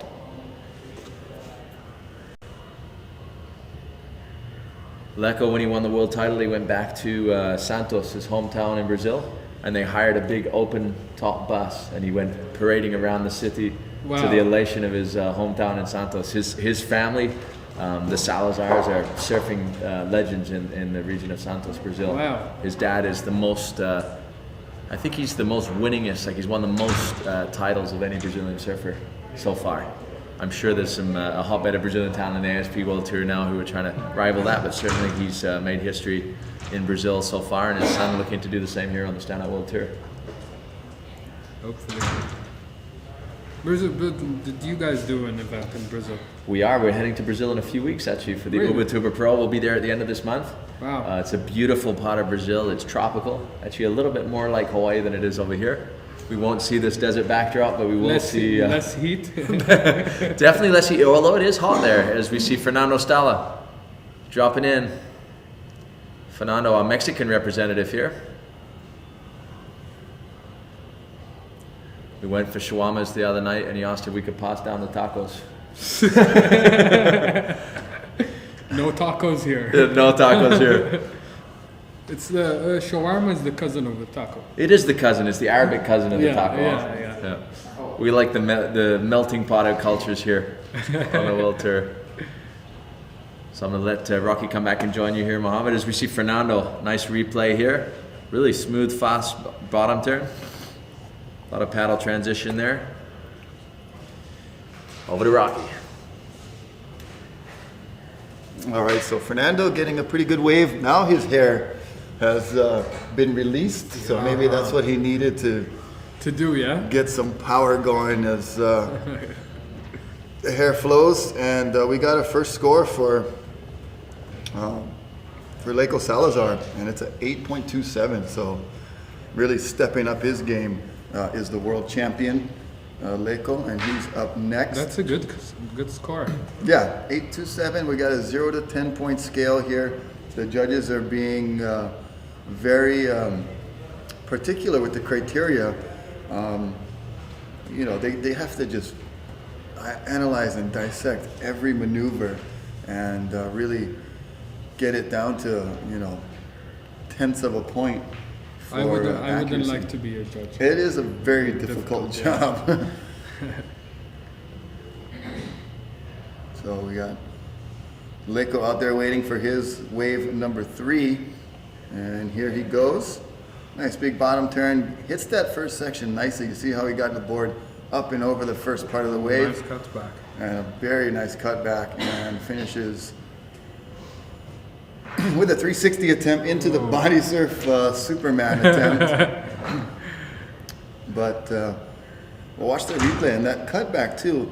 The judges like when you bring it all the way around, so we'll watch it here on the replay, and the epic red replay.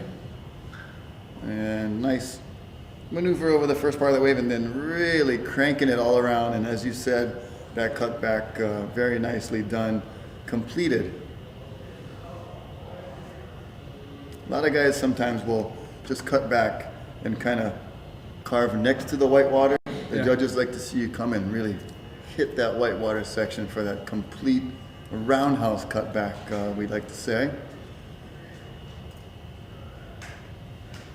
They make it look so easy. Yeah, they really do. Yeah. Just even like we said, the boards are getting so small. Just trying to get out there and balance. I tried stand up surfing.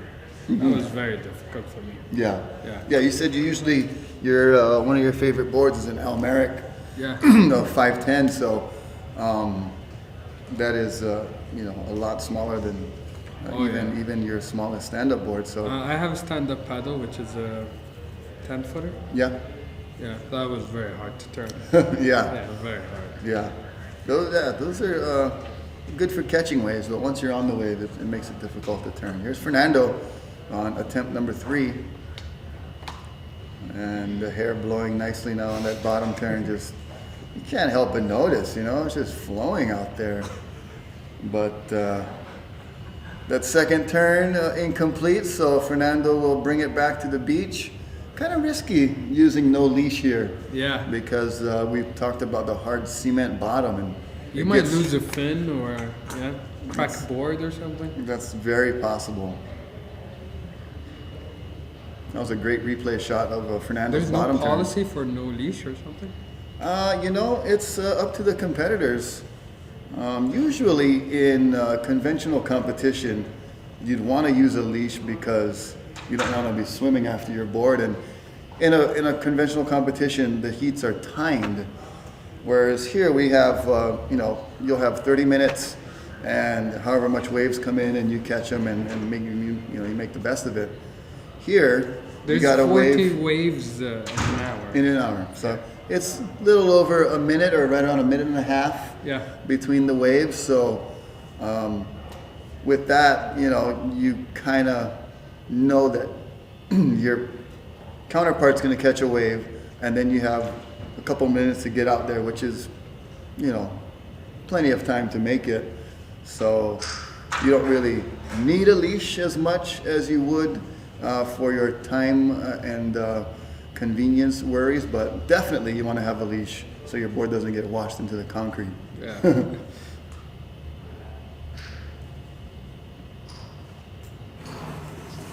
And here's a rider from the next heat. This looks like one of the Vaz brothers. That's Jan Vaj. And Jan from Art in Surf. He's a very talented artist and showing a bit of his artistic ability on the bottom of his board, if we could ever see the shot of it. But here's his replay. See the lifeguards of the Wadi Adventure looking on. I'm sure being entertained by our athletes, putting on a great show. And you see a little bit of the bottom of the board on that last bottom turn. He does very, very nice art pictures. Yeah? Yeah, he's a very talented artist. Paints, draws, does all of those different types of art. I should check out this board then. Yeah, definitely. It's very get a appropriate chance. over here. he did a custom painting for the Grand Mosque Yeah. that's here. So yeah. So he did it recently. Recently, yeah. He just put that on before he came to the UAE. So, in honor of this event and this place, he was inspired to do that picture on his board. That's awesome. And we have our rankings after round one. Currently on top, Kyle Vaz. In second, Remy Keek. Sitting in third is Ian Vaz. Cody Kerbox is in fourth. Leko Salazar in fifth. Sixth place, Zane Schweitzer. And seventh and eighth, just on the outside looking into that top six, is Bo Nixon and Kieran Taylor. As we see, surfer in white looks like Paul Jackson from Australia.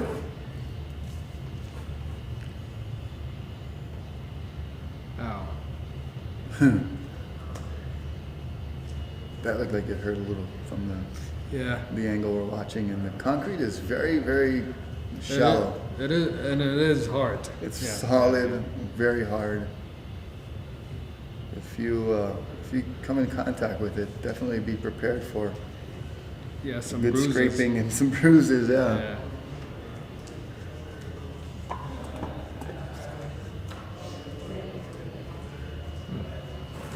I'm going to bring in a guy we talked about his enthusiasm and his great positiveness. This is Zane Schweitzer. He won the expression session. Yeah. Zane, come on over here and talk to Muhammad. All right, Mahal is Rocky. Muhammad and good job out there. How's it going, Muhammad? How are you? Good. How are you? Great. That's awesome. Man, what an awesome competition here. We're writing the new book of competitive surfing right now. We're breaking history. I mean, I could definitely see this changing the forefront of competitive surfing. You never thought of having a tournament in the middle of the desert? I've never would have expected it. Never. I never would have expected having such a good time and here in Abu Dhabi, and man, the people here are so nice, so friendly. So I'm very happy to experience the culture here and all the people and the town, and see the creativity that this the government has, just always trying to go above and beyond in everything. And as you see, we have one of the Vaz brothers. This is Ian. Like Rocky was saying, he comes from Brazil, and these two brothers are a great team. They're always working together, filming each other, and having a good time in all the tourist stops. That's awesome.